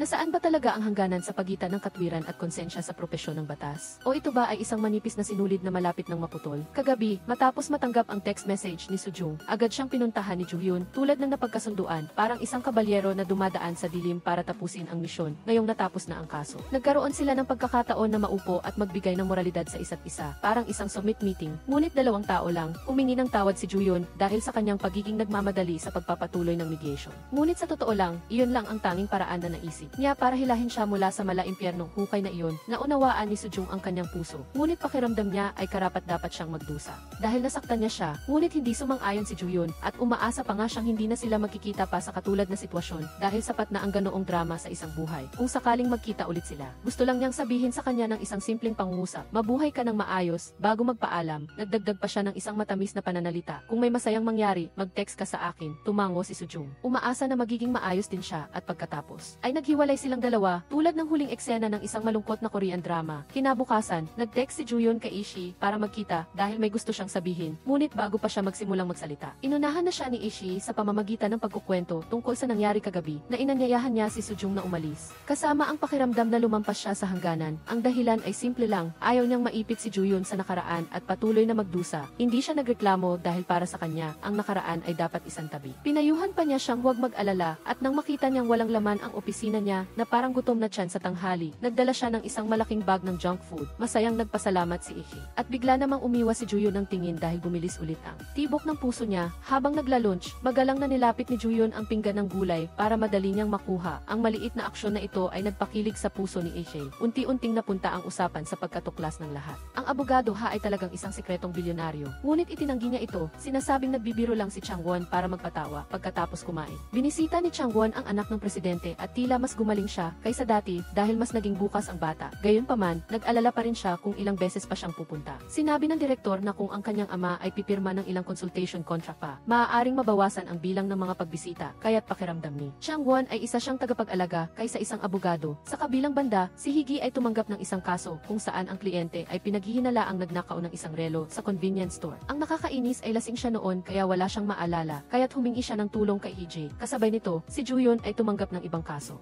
Ang kliyente ay isang guro sa physical education sa high school na inireklamo ng grupo ng mga estudyante at magulang dahil sa paggamit ng physical punishment. Pariin itinanggi ng guro at sinabing sinabihan lang niya sila. Balak ni Sudong na maghanap ng impormasyon ng estudyante sa social media, ngunit dahil hindi pa niya alam ang pagkakaiba ng Facebook sa TikTok, ang paghingi ng tulong kay Manjung ang pinakamatalinong pagpipilian. Agad nilang nakita ang personal na pahina ng guro, si Nurini. Manjung ang listahan ng mga estudyante sa paaralan at walang nakitang kahinahinala, ngunit nang maghanap siya sa ibang paaralan, nakakita siya ng ilang pamilyar na pangalan. Lantaran pang nagpost ng babala ang mga estudyante sa guro. Nang makita ito, nagpa siya si Juyon na personal na magpakita ng otoridad. Ang resulta, lahat ng tira niya sa bola ay sumablay, napahiya at sinubukan pa ring maging cool, kaya napilitan siyang ipakita sa mga bata ang ebidensya ng litrato. Nagpilit pa rin sila na binubuli sila ng guro at hindi nakinig sa mapayapang salita, kaya napilitan siyang ipaliwanag ang batas. Nagbabala na ang paninirang puri ay may kaparusahan din, nang marinig ang multa. Namutla ang mga bata at agad na umamin sa katotohanan. Samantala, si Hoji at Jonghyun ay pumunta sa pulis para tingnan ang sisi. Lumabas na ang lalaking nakaupo at umiinom ay umalis at nakalimutan ang relo. Umuwi si Jonghyun sa mesa ng sandali at pagkatapos ay umalis. Nang bumalik ang may-ari at hindi nakita ang relo, agad siyang nagulat sa pulis para sa kumpirmasyon. Bumalik si Hiji sa pinangyarihan at natuklasan na ang kalapit na noodle shop ay mayroon ding kamera sa opisina. Inimbitahan ni Juyon ang mga magulang ng estudyante para makipagnegosasyon. Nagpakita sila ng pagkadismaya. Sinasabing bata lang ang mga bata. Bakit pa nakikipagtalo ang guro? Galit na sinagot ni Manjung na kung ang mga matatanda ay hindi magpapakita ng magandang halimbawa, sino pa ang tuturuan nila? Naramdaman ni Juyon na masyado siyang mabigat magsalita, kaya sipa niya ito para paalalahanan siya. Ngunit nanatili siyang matigas na parang bato, hinihiling sa mga magulang na panagutan ang legal bilang tagapag-alaga. Sa huli, sa ilalim ng pressure, pumayag silang bawiin ang kaso. Sa kabilang banda, pumunta si Hoji at Jonghyun sa Black Bean Noodle Shop para humingi ng pahintulot na tingnan ang kamera. Ngunit tumanggi ang may-ari dahil mayroon siyang criminal record at ayaw ng madamay. Nagsimulang mawala ng pag-asa si Jonghyun at tinanong si Hoji, paano kung talagang nagnakaw ako, na nagpatigil sa kanya sa loob ng 5 segundo. Samantala, nag-set ng date sina Jonghyun at Munjung para kumain. Naghanda pa siya ng isang pares ng chopsticks para kay Haiji. Ngunit sa huli ay sinabihan siya na abala siya at hindi makakarating. Nang banggitin ang kasong ito, nakaramdam si Juyo ng swerte dahil hindi masamang tao ang kliyente. Nagulat si Munjung dahil hindi siya kailanman nagbigay pansin sa moralidad ng kliyente. Naalala ni Juyo na sinabi rin ni Haiji ang katulad na bagay noong nakaraang araw. Lumabas na unti-unti siyang binabago nito nang hindi niya namamalayan. Patuloy na binisita ni Changwon ang espesyal na anak ng presidente. Ngunit sa pagkakataong ito, natuklasan ng bata na inupahan siya ng kanyang ama upang hindi makipag-usap kundi bantayan siya. Sa katunayan, iyon ang dahilan kung bakit siya napunta doon. Kaawa-awa ang ama. Siya ang gumawa ng sunog. Saan siya kukuha ng pera para gawin iyon? Tiningnan ni Changwon ang file at sinabing ang krimen na ito ay hindi bababa sa 15 taon. Kaya nakaisip ng paraan ang anak kung maihahanap siya ng paraan para makalabas dito ng mas maaga. Tuturuan niya siya ng ilang trick para sa paghahanap ng ginto. Nanatiling kalmado si Changwon at pinayuhan siyang magbago kung ayaw niyang mabulok dito. Pagkatapos ay umalis siya. Sa kabilang banda, masaya si Juyon nang makatanggap ng balita na nagkasundo na ang isang bata at ang guro. Nakita ito ni Moon Jung at inakala niyang may kasintahan siya. Para makumbinsi ang may-ari ng tindahan, matyagang kumakain si Hiji ng pansit araw-araw. Napagod ang may-ari kaya tinawag niya ang kaibigan niyang si Trangwon para ihatid siya. Ngunit dahil magkatrabaho sila, nagkasabay silang kumain ng ilang araw.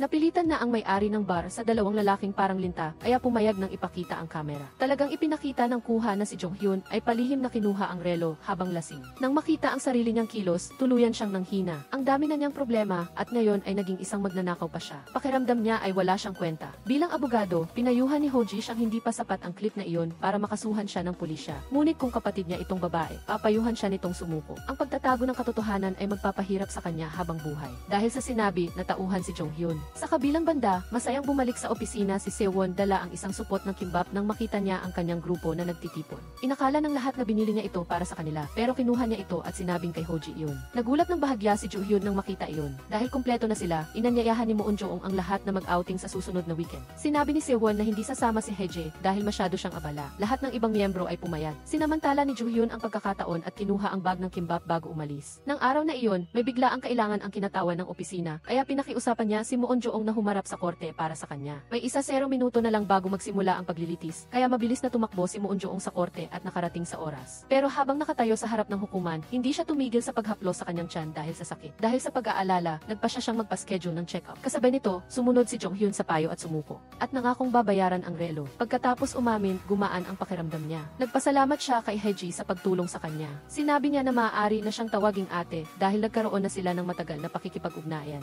Nang gabing iyon, inanyayahan ni Heji si Sewon na kumain at mag-usap. Nalaman ni Sewon na pumanaw ang mga magulang ni Heji at pinalaki siya ng kanyang tiyuhin, kaya ito ang tinatawag niyang ama. Narinig din ni Heji ang saloobin ni Sewon. Madalas siyang pumunta sa piitan para makita ang anak ng chairman, ngunit ngunit tinatawanan lang siya nito. Hindi alam ni Heji kung paano siya aaliwin, kaya nakipagtuos na lang siya sa kanya. Matapos tapusin ni Heji ang kaso, nakahanap si Joo-hyun ng pagkakataong makipag-usap sa kanya. Binanggit niya na hindi pa rin niya natutupad ang pangako niyang bilhan siya ng pagkain. Tumawa si Heji at hindi inakalang matandaan pa niya iyon, ngunit pumayag siyang bibilhan niya siya. Samantala, nakatanggap si Abogadong Han ng listahan ng mga nakapasok sa law school. Dahil sa padrino, kasama ang pangalan niya. Ang pagkalantad ng balita ay naging dahilan upang atakihin siya mula sa lahat ng panig. Pagkatapos ng trabaho, nakatanggap si Abogadong Han ng sunod-sunod na mapanirang mensahe. May nagsabing shortcut siya at may nagtawa na kunwari lang siyang nagsumikap kahit mayaman naman. Ang sunod-sunod na panggugulo sa telepono ay nakapagpabigla sa kanya. Hindi niya alam kung paano magpapaliwanag at hindi rin niya alam kung saan siya pupunta o uwi. Kinabukasan, nabasa rin ni Joo-hyun ang balita habang papasok sa trabaho. Hindi maiiwasan ni Abogadong Han ang mga masasamang salita habang papasok. Sabi ng mga empleyado, naiinis ang direktor kaya pinagsabihan sila na magtrabaho na lang at huwag nang makialam sa buhay ng iba. Alam din ng mga miyembro ng grupo ang tungkol dito, kaya mas naging awkward ang kanilang usapan kaysa dati. Iminungkahi ng boss kay Joo-hyun na makipagtulungan sa isang law office sa itaas na palapag para hawakan ang isang kaso. Sanay si Joo-hyun na magtrabaho mag-isa kaya tatanggihan sana niya ito. Ngunit nang marinig niya na si Heji ang makikipagtulungan sa kanya, agad siyang pumayag. Nagulat ng bahagya si Heji nang malaman niyang si Joo-hyun ang makakatrabaho niya. Nakita ng boss na magkakilala na silang dalawa, kaya hindi na siya nagtagal at hinayaan silang magkaroon ng oras na magkasama. Sinimulan nilang suriin ang mga dokumento ng kaso.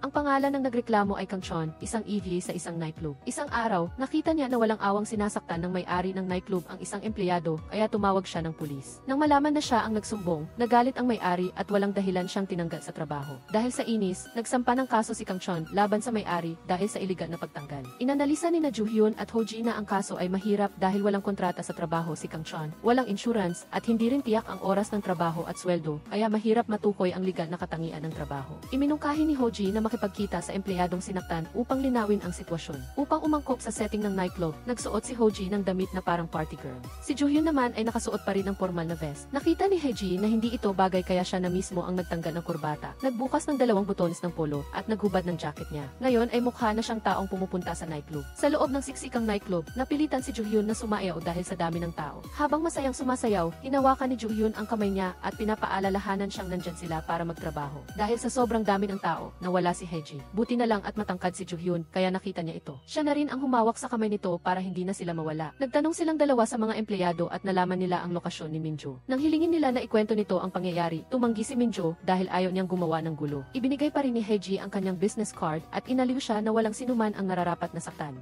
Kung magbago ang isip mo, makipag-ugnayan ka lang. Nang aalis na silang dalawa, nahuli sila ng manager. Tinanong sila kung bakit sila pumasok sa pahingahan ng mga empleyado. Kaya naman, gumamit si Joo-hyun ng kanyang galing sa pagkukwento at tinanong ang manager kung naghahanap ba sila ng ihi. Ang resulta, umalis silang dalawa at pumunta sa isang kainan para kumain at uminit ang tiyan. Dito, napansin ni Joo-hyun ang bracelet na suot ni Heji ay ang binili niya 15 taon na ang nakakaraan sa Hong Kong. Sinubukan niyang tanggalin ang bracelet sa nightclub, ngunit hindi niya maalis. Sa huli, tinulungan siya ni Heji na tanggalin ito. Sa daan pa uwi, tinitigan ni Heji si Joo-hyun at naalala ang paglalakbay nila sa Hong Kong noon. Nang mapansin ni Joo-hyun ito, umiwas siya ng tingin. Sakto namang dumating ang bus sa kanyang hintuan, nagpaalam si Heji at umalis. Tinitingnan naman ni Joo-hyun ang anino niya sa salamin ng sasakyan at may mainit na ngiti sa kanyang labi. Kinabukasan, habang iniskan ni Joo-hyun ang kanyang subway card, nagkaroon siya ng ideya. Kasabay nito, nakita ni Heji ang grupo ng mga manggagawa na nag-i-install ng network signal pole sa opisina, kaya nakahanap din siya ng paraan. Pagkatapos, sina Heji at Joo-hyun ay nangolekta pa ng mga dokumento mula kay Kang Chon. Iminungkahi ni Heji na maaari siyang humingi ng bayad pinsala sa pagkawala ng trabaho. Kahit na pabor ito sa kanya, tumanggi pa rin si Kang Chon. Gusto lang niya na kumpirmahin nilang wala siyang ginawang mali. Gusto pa ni Kang Chon na bumalik sa trabaho dahil naglakbay pa siya mula sa probinsya para makapasok sa club sa bar na iyon. Pareho silang rumespeto sa desisyon niya. Samantala, may isang EEC director na nagngangalang Minggu ay nakipag-ugnayan kay Abogadong Han at inalok siyang maging legal counsel sa kanilang kumpanya na may napakagandang benepisyo. Nang sabihin nilang kailangan nila ang tulong niya sa pakikipag-ugnayan sa mga korporasyon sa Korea, nayamot si Abogadong Han. Napagtanto niyang gusto lang nilang gamitin ang kanyang koneksyon para sa lihim na transaksyon, kaya direkta siyang tumanggi. Pagkatapos ay tinawagan ng direktor si Abogadong Han at tinanong kung ayos lang ba siya nitong mga nakaraang araw. Sinubukan ni Abogadong Han na magpanggap na ayos lang siya, ngunit sa kaloob-looban ay hindi. Nagtanghalian ang buong grupo, ngunit kakaiba ang ikinikilos ni Moon Jo ngayon. Nasusuka siya sa lahat ng kinakain niya. Napansin din ni Heji ang kakaibang ito. Pagkatapos ng trabaho, nagkataong nakita ni Abogadong Han si Seon. Sinumbatan niya si Abogadong Han dahil hindi siya sinabihan tungkol doon.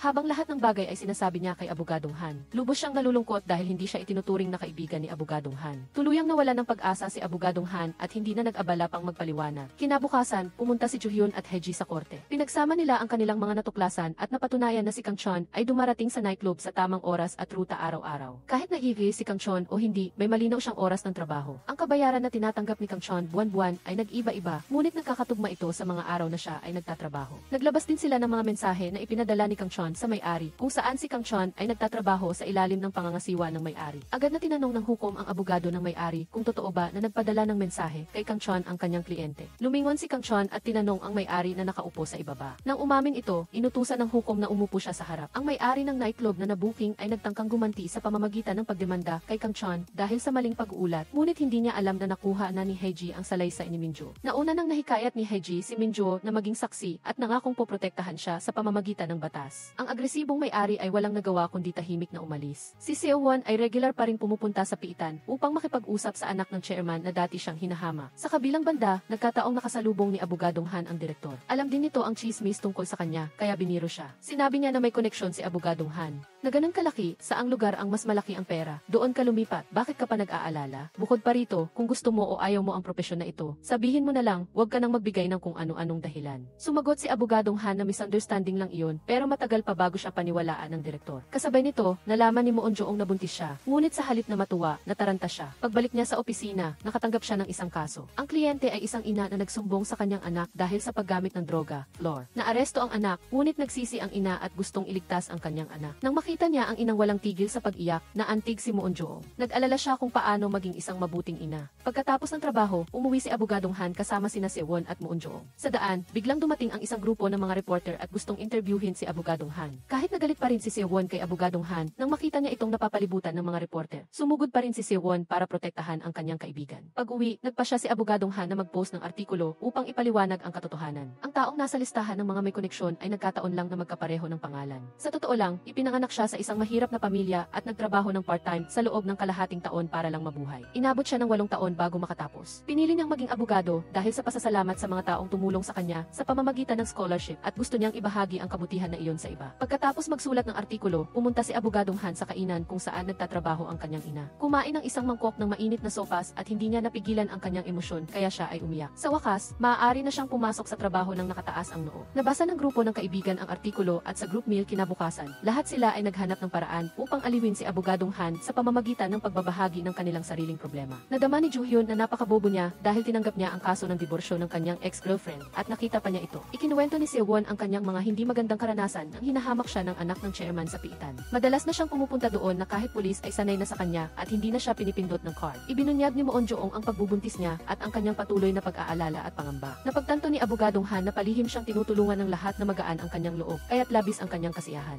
Nawala rin ang dilim sa kanyang puso. Pagkatapos ng kainan, nagsorry sina Abogadong Han at Seo-won sa isa't isa. Bumalik sa dati ang kanilang pagkakaibigan. Pagbalik sa opisina, tinanong ng boss kung bakit hindi agad nagpaliwanag si Abogadong Han. Ipinaliwanag ni Abogadong Han na umasa siyang kusa na lang itong mawawala. Ayaw niyang may makakitang awa sa kanya dahil mahirap siya. Nang araw na iyon, pumunta sina Haeji, Juhyun at Kang Chon sa korte para kunin ang hatol. Dahil sa pagsisikap nilang dalawa, nanalo si Kang Chon sa kaso. Ang pagpapaalis ng nightclub ay idineklarang walang bisa. Emosyonal si Kang Chon at umiyak. Sa wakas, makakabalik na siya sa trabaho na matagal na niyang pinapangarap. Mula nang mabuntis si Moon Jo-ong, ang kanyang ugali ay naging pabago-bago. Palagi siyang naiinis sa lahat ng kinakain niya. Dahil sa inis, sinumbatan niya si Juhyun kung bakit niya ipinakilala sa kanya ang asawa niya at kaya naghihirap siya ngayon. Mula nang magbuntis siya, napapagod siya at pakiramdam niya ay wala siyang motherly instinct. Ngunit sumagot si Juhyun na isa siyang mainit at mabait na tao at iyon ay sapat na. Ang kanyang sinabi ay nakapagpakalma sa kanya kahit papaano. Kasabay nito, dumating si Seo-won sa presinto at nakatanggap ng balita na napawalang sala ang anak ng chairman. Nagbigay pa ito ng business card kay Seo-won. Sinabihan siyang bumisita kung mailibre siyang oras para maging isang utusan. Nagalit si Seo-won ngunit hindi siya sumagot. Lihim siyang ipinaghiganti ni Moon Jo-ong. Nang ligawan siya ng mayaman gamit ang bulgar na salita, pinandilatan lang siya ni Moon Jo-ong at natakot ito kaya tumakbo paalis. Pagbalik sa opisina, nagpa siya si Moon Jo-ong na tawagan ang kanyang asawa at ibalita ang pagbubuntis niya. Ngunit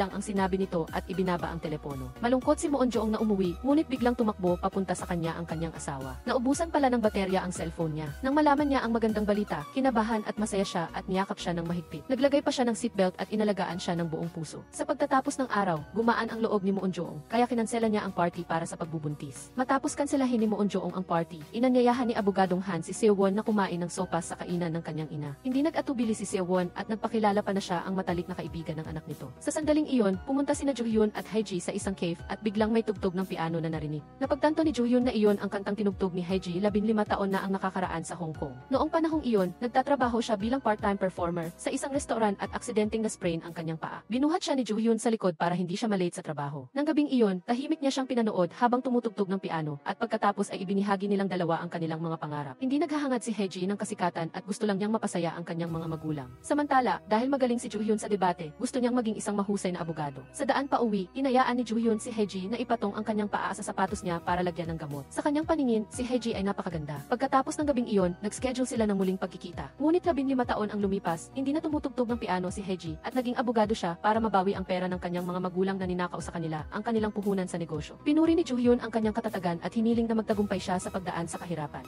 Pinuri din ni Hae-ji si Joo-hyun dahil natupad niya ang kanyang pangarap at nakikinig pa siya sa iba para tulungan ang mga inosente. Iyan ang ideal na abogado. Gusto niyang makasama pa siya ng mas matagal. Nang gabing iyon, hindi nag-bus si Joo-hyun tulad ng dati at sumakay sila sa tren. Ang dilim ay bumalot sa Siocho na may malalabong ilaw. Tahimik silang umupo sa tabi ng isa't isa at inalala ang romantikong halik 15 taon na ang nakakaraan. Nang magsimula ang bagong linggo, masayang pumasok si Joo-hyun sa kanyang bagong trabaho na may pakiramdam na araw-araw, umipili ako ng kagalakan. Ngunit bago pa siya makaupo ng matagal, nakatanggap si Joo-hyun ng tawag mula sa isang dating kaklase. Nag-date kasi ito sa isang magandang babae mula sa kabilang panig. Ngunit pagkatapos nito ay nalaman niyang may asawa na ito. Walang gaanong dapat pag-usapan hanggang sa sinabi niyang dumating sa kumpanya ang asawa ng babae at nag-iskandalo, kaya inisip ng lahat na isa siyang homewrecker, Green. Kaya lumapit siya kay Joo-hyun para humingi ng tulong na pawiin ang chismis. Ang dila ay walang buto at maraming liko-liko, mahirap pigilin o takpan ang bibig ng mundo. Napagtanto ni Joo-hyun na gusto niyang idemanda ang asawa ng babae para sa paninirang puri, kaya ibinigay niya ito sa iba. Samantala, pagdating pa lang ni Hae-ji sa kumpanya, nakatanggap na siya ng isang napakakomplikadong kaso. Isang tao ang nagreklamo na may tagas ng tubig sa kanyang bahay. Naghihinala siya na ang kanyang kapitbahay ang may gawa, kaya gusto niyang magdemanda. Sinabi ni Hae-ji na kailangan pa niyang tingnan kung ang tubo ng tubig ay tumatagas ba at kung gusto niya itong malaman, kailangan itong baklasin. Nang makita niyang gusto ng kliyente na pumunta siya sa bahay nito para mag-inspeksyon,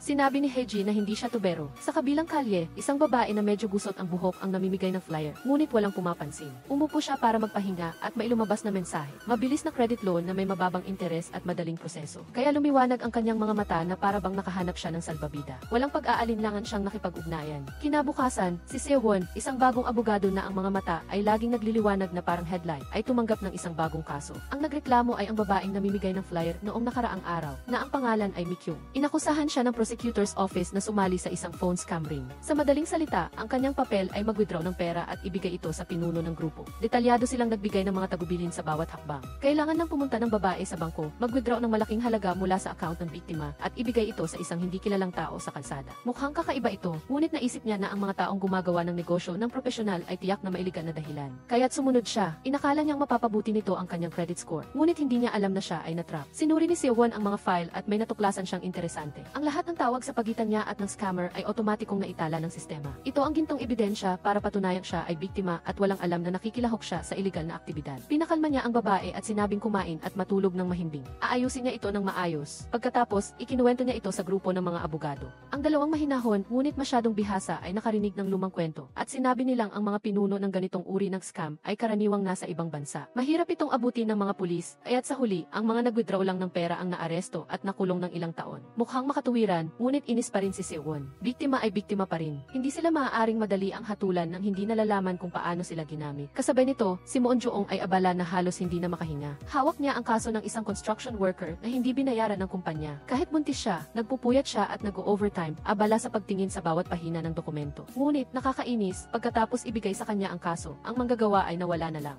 Hindi matawagan, hindi rin makapagpadala ng dokumento. Para bang sinipsip siya ng Mars. Sa opisina, narinig nila ang balita na magkakaroon sila ng bagong intern. Tuwang-tuwa si Hae-ji at nagplano ng welcome party. Ngunit dahil abala ang lahat, ipagpapaliban muna ito. Bumalik si abogadong Han sa opisina. Sa unang pagkakataon na naging senior siya, kinakabahan siya habang naglalakad, pilit na nagpapakita ng kalmado. Nagkunwari siyang pumasok, ngunit nagulat siya nang tumayo ang buong opisina para batiin siya. Kaya pakiramdam niya ay promoted siya bilang boss. Nang makita niyang nakatutok ang lahat sa pagbabasa ng dokumento tungkol sa kaso ng illegal profit, nagmukha siyang boss, boss at pinayuhan silang sumulat agad ng ulat. Samantala, humingi ng tulong si Seo-won sa kanyang assistant para sa summary ng kaso ni Mi-kyung. Ngunit pinahirapan siya ng boss niya at pinilit siyang gumawa ng mag-isa. Wala siyang pagpipilian.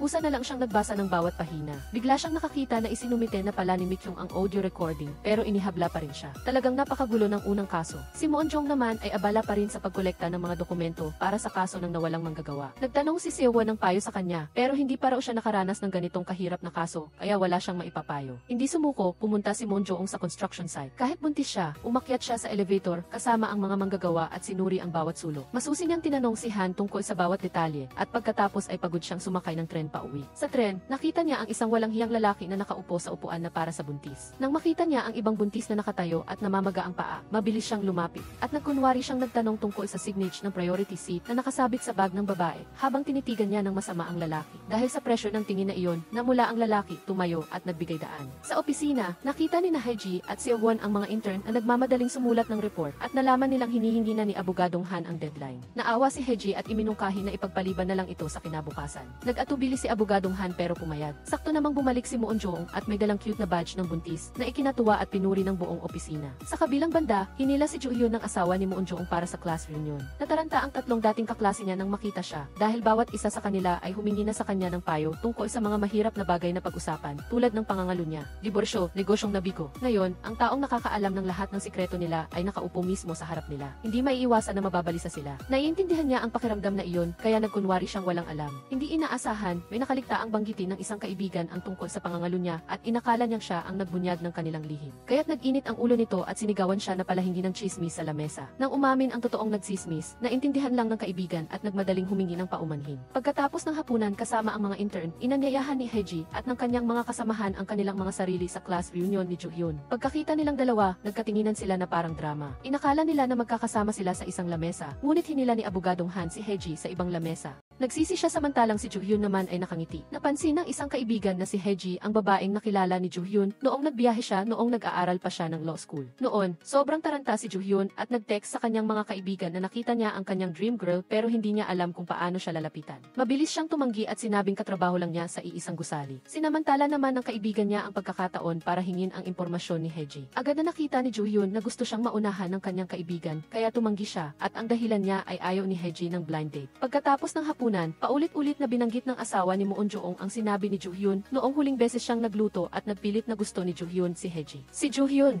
ay mabilis na itinulak ang kaibigan para pigilan itong magsalita ng kung ano-ano. Nang sandaling iyon, lumapit sa kanya ang lalaking humingi ng impormasyon ni Hae-ji para makipag-usap. Ngunit gumawa ulit si Joo-hyun ng dahilan at hinila siya palayo. Sinabing lasing ito. Matapos magpaalam sa mga kaibigan, pumunta sina Joo-hyun at Hae-ji sa hintuan ng bus. Binalikan ni Hae-ji ang biyahe nila sa Hong Kong 15 taon na ang nakakaraan at sinabing narinig niya ang buong usapan nila ng kanyang mga kaibigan. Gusto niyang malaman kung anong alaala mula sa biyaheng iyon ang pinakamasaya para kay Joo-hyun. Tiningnan niya si Hae-ji at sa kanyang isip ay bumalik ang bawat eksena ng kanilang pagiging magkasama 15 taon na ang nakakaraan, lalo na ang sandali nang nagkita sila ng hindi sinasadya sa boarding house at sabay silang kumain. Nang araw na iyon, pumunta sila sa isang kainan sa kalye. Si Hae-ji ay nagulat nang malaman na si Joo-hyun ay nakakabasa ng Hong Kong at sumulat pa sa Hong Kong para sabihin sa may-ari na gusto niyang kumain ng pagkain na katulad ng sa pelikulang Itayan Mingking. Sa kanilang pag-uusap, nalaman ni Hae-ji na gusto ni Joo-hyun ang pelikulang ito sa Hong Kong at ang biyaheng iyon ay para sa pilgrimage sa mga lugar na lumabas sa pelikula. Nang araw na iyon, ipinakita niya kay Hae-ji ang pelikula at sinamahan niya siyang bisitahin ang lahat ng mga lokasyon sa pelikula. Nang makita niya si Hae-ji na nagkagusto sa isang bracelet, ngunit nag-aalangan, binili niya ito para sa kanya bilang regalo. Sa biyaheng iyon, mali ang pagkakaintindi ni Joo-hyun kay Hae-ji at inakala niyang wala siyang intensyon na makita siyang muli pagbalik sa Seoul. Ngayon, sa bus ng gabi, sinabi ni Joo-hyun kay Hae-ji na gusto niya ang bawat sandali ng biyaheng iyon. Binanggit ni Hae-ji ang bracelet na suot niya pa rin, inakala niyang hindi niya ito napapansin. Ngunit agad na hinawakan ni Joo-hyun ang kanyang kamay. Matagal na niyang napansin. Nang mapagtanto niyang medyo sobra ang kilos niya, mabilis niyang binitawan ang kamay nito. Umiwas din ang tingin si Hae-ji, nahihiya. Makalipas ang ilang araw, ginanap ang paglilitis para sa kaso ni Mi-kyung. Buong lakas na ipinagtanggol ni Seo-won si Mi-kyung. Gayunpaman, ayaw pa ring sumuko ng prosecution side. Naniniwala silang nagduda si Mi-kyung ngunit nakipagtulungan pa rin dahil tinanong niya ang kabilang panig kung sila ba ay scammer. Kaya't humingi sila ng multa na mahigit 15 milyon won. Dahil mahirap na nga siya, paano niya ito babayaran? Ipinagpatuloy ni Sewon ang kanyang pagtatalo. Hindi lahat ay ganap na nakakaintindi sa pamamaraan ng phone scam. Para sa mga taong desperado dahil sa pinansyal na problema, ganap na naunawaan na sila ay mabibiktima. Alam ng lahat ang mga phone scam trick. Para sa ilang taong sabik na pag-aanin ang presyo ng buhay, madaling mabiktima sila. Pagkatapos, si Sewon ay umasa sa mga tunay na ebidensya upang hilingin na ideklara siyang inosente. Samantala, ang construction worker ay kusang nakipag-ugnayan kay Moon Jo-ong, nagdala ng mga dokumento at nagpunta sa opisina upang humingi ng tawad. Ang dahilan pala ng kanyang pagkawala ay dahil natakot siyang harapin ang katotohanan. Na hindi siya binabayaran, inakala niya na kapag umiwas siya ay matatapos na ang problema. Hindi niya inasahan na dahil sa kanyang pag-obserba sa construction site noong nakaraan, natulungan ni Moon Jo-ong ang manggagawa na kumpletuhin ang lahat ng detalye at isinulat pa niya ang isang kumpletong evaluation report. Lubos na nagpapasalamat ang manggagawa. Nangako rin si Moon Jo-ong na gagawin niya ang kanyang makakaya para sa kasong ito. Kasabay nito, pinapaalalahanan niya ang manggagawa na ang problema ay malulutas lang kung haharapin niya ito. Malapit na ang Lunar New Year. Espesyal na pinili ng consultant ang lobster bilang regalo sa bagong taon para sa bawat abogado. Nagulat ang direktor nang makita niyang gumagalaw pa ang hipon. Nahihiya siyang makipag-usap kay abogadong Han, kaya pumasok siya sa loob. Sa holiday ng bagong taon, si Hae-ji ay kinukulit ng kanyang tiyuhin na magpakasal na. Samantala, si abogadong Han ay sinamahan ang kanyang ina na dumalaw sa puntod ng kanyang ama. Pagkaalis ng kanyang ina para magtrabaho, tahimik siyang nanood ng TV ng mag-isa. Si Moon Jong naman ay kinukulit ng kanyang mga magulang na magkaanak pa ng pangalawa at mag-maternity leave. Si Seo-won ay binigyan ng kanyang ama ng tambak ng mga dokumento. Pinilit siyang gumanap bilang isang abogado kahit sa Lunar New Year. Ang pamilya ni Jo-hyun ay puno ng mga kamag-anak na galing pa sa malayo. Pinilit din siyang bumati sa bawat bahay upang iwasan ang mga kamag-anak at ang pangulit tungkol sa pagpapakasal. Umalis sina Jo-hyun at Hae-ji sa kanilang mga bahay at gumala at nagkataon na nagkita sila sa kalsada. Binalikan nilang dalawa ang pangako nilang magkita 15 taon na ang nakakaraan. Inamin ni Hae-ji na ang sinabi niya noon ay aktwal na nagpapahiwatig kay Jo-hyun na magtapat sa kanya. Umasa siya na pagbalik nila sa Seoul ay maaari pa rin silang magkasama. Pinagsabihan niya itong maging mas malinaw sa susunod. Sa sandaling iyon, bumagsak ang unang niebe ng taon. Inalikan ng marahan ni Hae-ji sa pisngi si Jo-hyun. Agad namang gumanti si Jo-hyun ng matamis na halik at hinawakan ang kamay niya. Sa bisperas ng bagong taon, sarado ang lahat ng lugar at wala silang mapuntahan, kaya nagpasya silang pumunta sa law office. Hindi nila inaasahan na ang tatlo pa ay nandoon din nahihiya. Mabilis na binitawan ni Jo-hyun ang kamay ni Hae-ji. Pagkatapos, sumali sila sa party kasama ang lahat, kumain ng pizza at nagsalita ng kung ano-ano. Magkasama nilang ginugol ang isang simple, ngunit mainit na bisperas ng bagong taon. Sa simula pa lang ng taon, nakaranas na sila ng kasawian. Narinig ni Hae-ji ang masamang balita mula sa nanay niya. Ang tatay niya ay inaresto ng pulis dahil suspect siyang sangkot sa panluloko. Labis na nabigla si Hae-ji nang marinig niya ang balitang ito. Kasabay nito, nakita ni Jo-hyun na hindi sumasagot si Hae-ji sa kanyang mensahe, kaya tinawagan niya ito. Ngunit sinabi lang ni Hae-ji na abala siya at ibinaba ang telepono. Sa puntong ito, dumating si Hae-ji sa presinto bilang isang miyembro ng pamilya at humingi ng pahintulot na makita ang kanyang ama, ngunit tumanggi ang pulis dahil ayaw niyang makita ang sinuman. Nawala ng pag-asa si Hae-ji at umalis. Naalala niya na tumawag ang tatay niya sa isang tao at sinabing na ilipat na niya ang pera kay Director Park. Lumuhod pa nga siya at nagmamakaawa sa kanila. Dahil sa pagkawala ng malaking halaga ng pera, nag-away ang kanyang mga magulang. Nangako ang tatay ni Hae-ji na mabilis niyang maibabalik ang pera. Nagduda si Hae-ji na naloko rin ang kanyang ama. Sa kabilang banda, inilagay ni Moon Jo-ong ang ultrasound photo ng kanyang anak sa computer para samahan siya. Ngunit napansin niya ang sa likod nito ay isang tambak ng mga dokumento tungkol sa pagnanakaw ng tinapay. Ayaw niyang ang kanyang hindi pa isinisilang na anak ay harapan ang negatibong bagay, kaya pinili niyang ipatitig na lang ang bata sa kisang. Si Seo-won ay nakatanggap ng balita mula sa kanyang assistant na ang kaso ng paninirang puri ni Mikyung ay idineklara ng korte na inosente. Gayunpaman, pinamulta pa rin siya ng 1,000,000,001. Galit na galit si Seo-won ngunit wala siyang magawa. Malungkot na bumalik si Hae-ji sa opisina. Habang nag-iisip siya ng paraan para tulungan ang kanyang tatay, nakatanggap siya ng isang kaso. Hindi niya inaasahan na ang nagreklamo ay idemanda ang sarili niyang tatay para sa crypto scamming na nagdulot ng pinsala na higit 300 milyon won sa mga biktima. Upang linawin ang katotohanan, pumunta si Hae-ji sa detention center sa pangalawang pagkakataon. Sa pagkakataong ito, dumating siya bilang abogado para humiling na makita ang kanyang ama at hilingin na kausapin siya. Ngunit nang makita si Hae-ji, ay pinayuhan lang siya nitong huwag makialam sa bagay na ito. Nangako lang na aayusin niya ito sa lalong madaling panahon. At ayaw niyang maging abogado niya ang kanyang anak. Humingi si Chang-won ng perma sa kanyang boss at nalaman ang tungkol sa ama ni Hae-ji. Nang araw na iyon, pumunta ang direktor sa detention center at hindi sinasadyang nakita si Hae-ji na tinatanggihan ng humiling na makita ang kanyang ama. Ayaw ng gulo, pinayuhan ng direktor si Chang-won na panatilihin ang distansya kay Hae-ji. Umuwi si Hae-ji at hiniling sa kanyang ina na payagan siyang maging abogado ng kanyang ama, ngunit pareho lang din ang sinabi ng babae sa ama kahit na ang totoo ay tiyahin at tiyuhin niya sila, ngunit mula noong araw na nagpasya silang ampunin siya.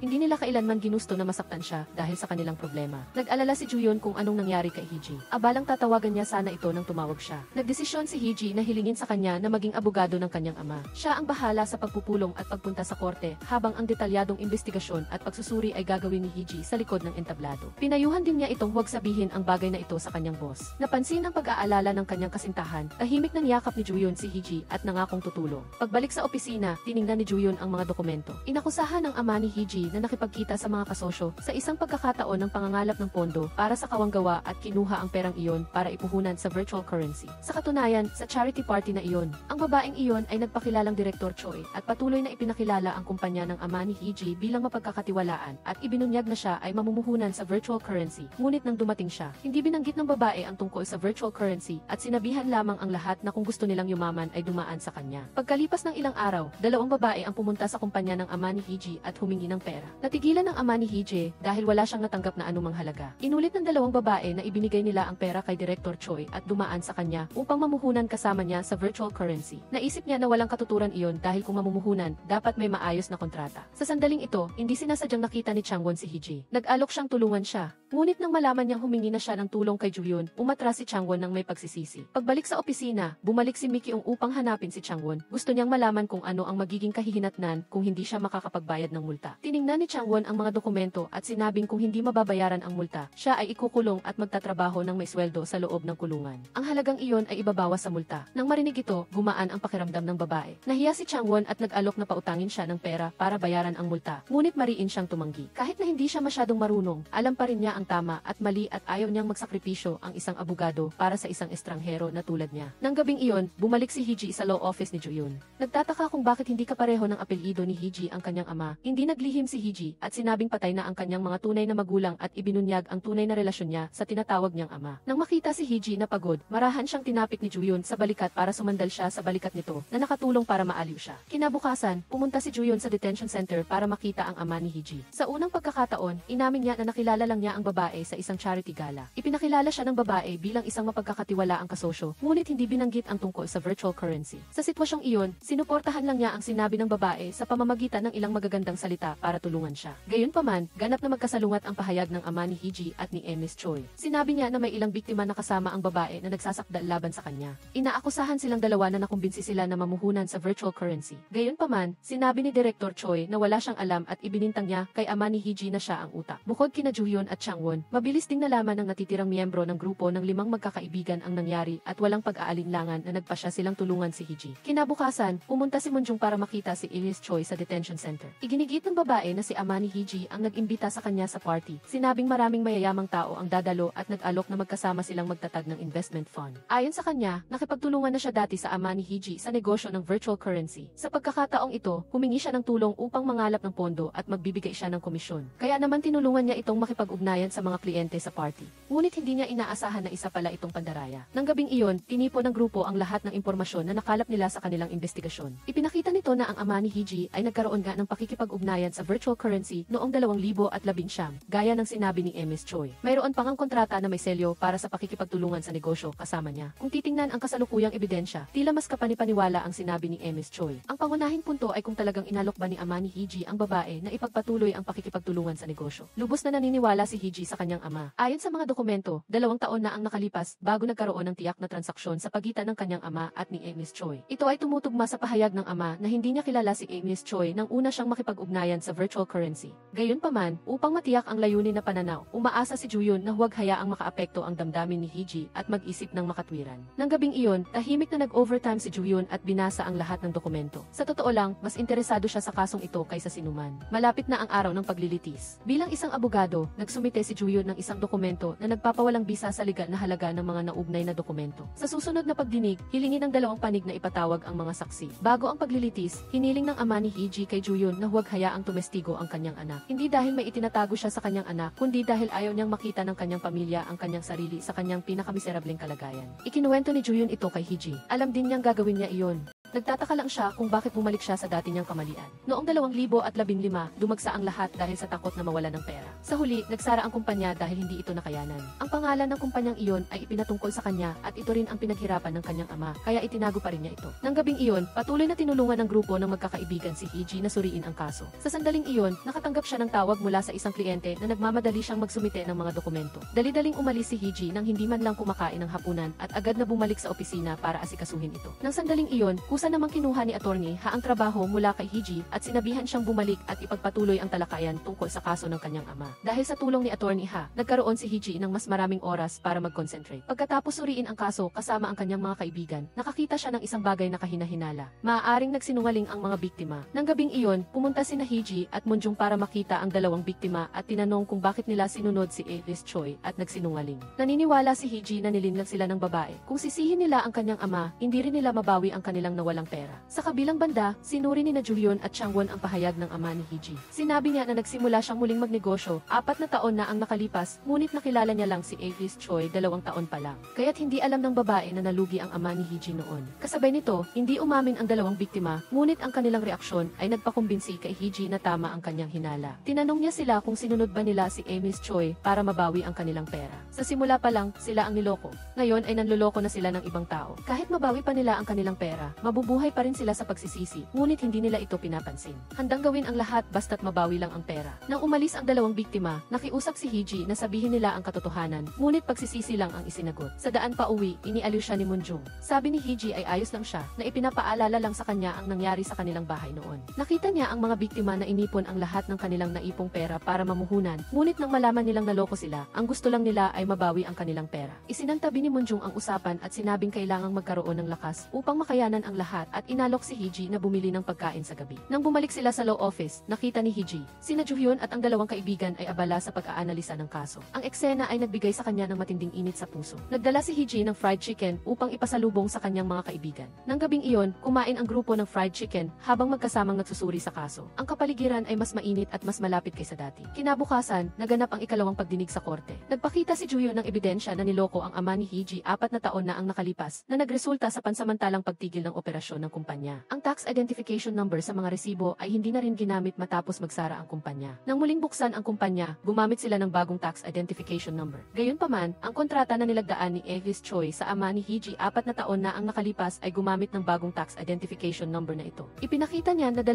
taon pa lang silang magkakilala at walang kaalam-alam si Alice Choi na nagsara ang kumpanya. Kaya nang peking kontrata ang ginawa niya, hindi sinasadya niyang maling tax identification number ang ginamit. Ang ebidensyang ito ay nagpatunay na lubos na nagsinungaling si Alice Choi. Agad namang hinarap ni Changwon ang mga biktima. Sa ilalim ng sunod-sunod na tanong niya, sa wakas ay umamin ang mga biktima sa katotohanan. Totoong hinikayat sila ni Alice Choi na magsinungaling, sinabi na mabawi lang nila ang pera nilang naloko kung ipaparatang nila sa ama ni Hiji. Dahil sa pagsisikap ng lahat, sa huli ay nahatulan si Alice Choi. Si ama ni Hiji ay idiniklarang walang sala at opisyal na pinalaya. Nang magkasama ang pamilya muli, pinayuhan ni Hiji ang kanyang ama na huwag nang magpakahirap mag-isa kung sakaling magkaroon muli ng problema. Maaari siyang umasa sa kanya dahil pamilya sila. Upang magpasalamat sa lahat ng tumulong sa kanya, inanyayahan ni Hiji ang lahat ng kanyang kaibigan na kumain ng masarap. Alam niyang mahihirapan siyang baguhin ang takbo ng kaso kung nag-iisa lang siya. Sa handaan, matyagang nagsubo si Juhyun kay Hiji. Dito ibunyag ng kanyang mga kaibigan na matagal na nilang alam na nagde-date silang dalawa. Hindi nagpaliwanag si Juhyun at nagpa-picture lang sila ni Hiji bilang alaala sa gitna ng pagbati ng kanilang mga kaibigan. Nang hapon na iyon, nagdala ng prutas ang asawa ni Munjung para sa kanya. Pinapaalalahanan niya itong ilang linggo na siyang buntis at oras na para pag-isipan ang maternity leave. Ngunit nang iminungkahi ni Munjung sa direktor, sinabi niyang ayaw ng karamihan sa mga kliyente na palitan ang abogado sa kalagitnaan ng kaso at kasalukuyang may hawak si Munjung ng 10 kaso. Kung magbabakasyon siya, tiyak na malaki ang maapektuhan ang trabaho. Nang makita ang abalang law office at ang pagmamadali ng kanyang mga kasamahan, nalito si Munjung at naharap sa isang pagpipilian.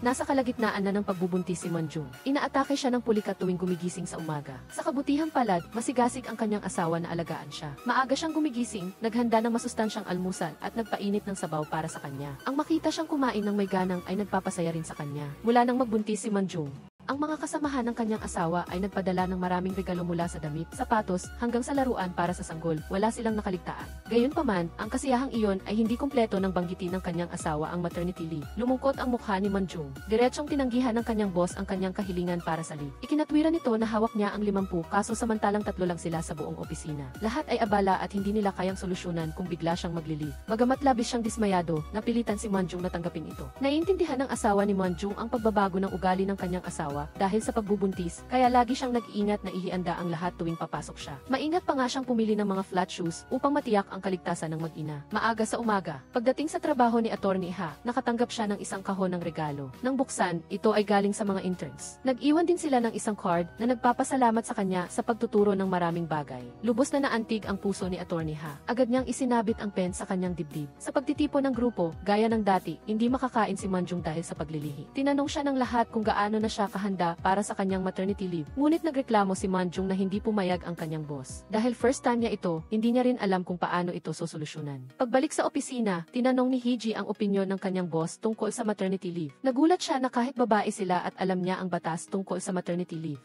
Ngunit igiinit pa rin ng boss na mas mahalaga ang trabaho. Bukod pa rito, sa katotohanan, mahirap aprubahan ang maternity leave dahil isa lang ang paralegal sa law office. Katulad din ito sa opisina ni Manjung, na siya lang at si Chang Won ang mga paralegal. Dahil buntis si Manjung, nagpa siya ang boss na pansamantalang ibigay sa kanya ang mga simpleng gawain sa papel lang. Ngunit hindi tinanggap ni Manjung ito at kusang kinuha ang isang kaso tungkol sa copyright ng isang recipe ng pagkain. Sa sandaling iyon, nagdala si Hee-ji ng pagkain para sa kanya dahil wala pa siyang nakakain noong tanghali. Biglang nag-crave si Manjung ng tteokbokki, kaya inalok niya si Hee-ji na pumunta sa tindahan ng nagsasakdal. Kinakabahan si Manjung na tikman ito at swerte naman. Sa pagkakataong ito, walang problema. Pinuri niya ang tindahan dahil sa espesyal na sausawan nito na sikat noon. Ngunit nagtaka si Hee-ji kung bakit walang gaanong tao sa tindahan. Sa sandaling ito, lumapit ang may-ari at nagkwento na 2 taon na ang nakalipas. Sinubukan niyang ipatent ang kanyang espesyal na sausawan, ngunit hindi siya nagtagumpay. Noon lang nakaraang buwan, isang masiglang batang waiter ang nagboluntaryo na matutong magluto sa kusina. Dahil sa kasigasigan nito, itinuro ng may-ari ang kanyang lihim na recipe sa kanya. Hindi niya inaasahan na biglang nagbitiw ang binata pagkatapos lang na matutong magluto. Pagkatapos, nagbukas ito ng isang magkatulad na tindahan ng tteokbokki na parehong-pareho ang lasa. Simula noon, nabawasan ng kalahati ang benta ng kanyang tindahan. Matapos malaman na tinanggihan ang application niya para sa patent. Napagtanto niya na baka kinopya lang ng binata ang reset niya. Para kumpirmahin ito, pumunta sina Manjung at Hee-ji sa tindahan ng binata. Hindi lang ang pangalan ng tindahan ang magkatulad, kundi pati na rin ang dekorasyon at uniforme ng mga empleyado, halos parang branch ito. Sinubukan nilang kumain at parehong-pareho ang lasa. Kinuhanan ni Manjung ng litrato ang tindahan para mangolekta ng ebidensya. At nakita pa siya ng may-ari ng tindahan na hinikayat pa siyang kuhanan pa ng mas marami para sumikat ang kanyang tindahan. Umalis silang dalawa na busog na busog. Napagtanto ni Manjung na mahirap manalo sa mga kaso na may kaugnayan sa paggaya ng recipe, kaya malaking hamon ito para sa kanya. Dahil dito, hindi niya pinansin ang kanyang pagbubuntis at nagtrabaho ng magdamag para mangolekta ng ebidensya.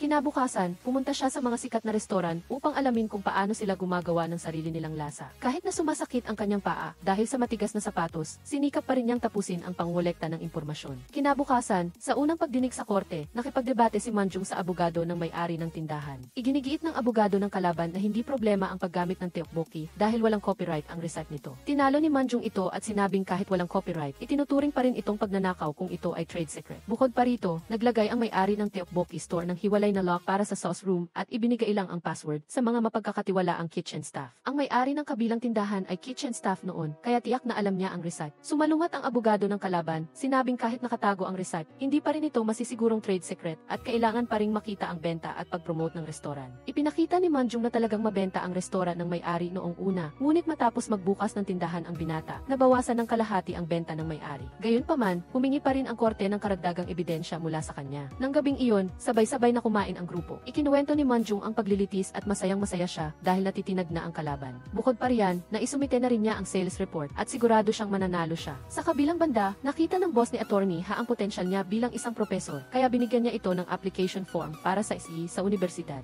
Sinasabi na kung gusto niyang magturo, kailangan niya ng FE. Sa simula ay tumanggi siya, ngunit sa totoo lang ay nagsimula na siyang mag-isip tungkol sa pag-aaral. Kinabukasan, ang apela naman. Nagsimite si Manjung ng sales report na nagpapakita ng pagbaba ng benta para patunayan ang nauna niyang punto. Ngunit sumalungat ang kabilang panig sa pamamagitan ng pagharap ng tinanggihan na patent application ng may-ari. Nangangahulugan ito na ang recipe ay naipubliko na at hindi na trade secret. Lubos na nabigla si Manjung dito, kaya hinayaan niyang magtapos ang paglilitis. Nang gabing iyon, sumasakit ang kanyang ulo dahil hindi siya makahanap ng paraan. Sa sandaling iyon, nagdala si Juyon ng pagkain para sa kanya at agad siyang humingi ng payo mula rito. Pagkatapos tingnan ni Juyon ang mga dokumento, pinayuhan niya itong subukang ilagay ang sarili niya sa posisyon ng customer. Karaniwan, pumupunta sila para kumain dahil nasanay na sila sa lasa at estilo ng tindahan. Nang marinig ito, agad na naintindihan ni Manjung at nagmadaling hanapin ang may-ari ng tindahan. Ibinunyag niya na ang may-ari ng kabilang tindahan ay may intensyon na nakawin ang receipt ng may-ari mula pa sa simula. Kaya, nang malaman niyang tinanggihan ang patent, kinuha na niya ang receipt pati na rin ang pangalan ng tindahan at uniforme. Ibinunyag din ng may-ari na ang may-ari ng furniture shop na nagtayo ng tindahan ng binata ay dating regular na customer niya. Hiningi ng binata ang serbisyo niya para sa disenyo. Nalulungkot ang may-ari na makita ang kanyang tindahan na itinayo niya ng matagal na panahon ay kinuha lang ng iba. Manjung, pinatibay niya ang loob ng babae na magsumikap at nangako na tutulungan siya hanggang sa huli. Kinabukasan, habang papunta sa trabaho, napansin ni Hiji na may balak mag-graduate school si Attorney Ha, kaya masigla niya itong sinuportahan. Ang araw na iyon ay ang ikatlong pagdinig din sa korte ni Manjung. Inilabas niya ang ebidensya ang kontrata sa pag-upa para sa interior design ng tindahan ng binatana, nagpapatunay na hiniling niya na gawin itong katulad na estilo ng tindahan ng may-ari. Bukod pa rito, nag-iwan din ng komento ang maraming customer na iniisip nilang second branch ito. Ipinagpatuloy ni Manjung ang pagtatalo na bukod sa receipt, ang estilo ng tindahan at ang uniforme ay mga elemento rin na bumubuo sa tatak. Kung hindi dahil sa orihinal na tindahan ng may-ari, hindi sana magkakaroon ng tindahan ang binata. Ang aksyon niya ay nagdulot ng pagkalito sa mga customer. Lumabag ito sa batas ng di patas na kompetisyon. Sa huli, idineklara ng korte na panalo ang may-ari. Dahil sa paghihikayat ng lahat, nagdesisyon si Attorney Ha na magtungo sa universidad upang mag-apply para sa pag-aaral. Diretsong sinabi ng profesor na kung mag-aaral lang siya para sa degree, ayos lang. Ngunit kung gusto niyang magturo ng matagalan, mahirap dahil mas inuuna ng universidad ang mga full-time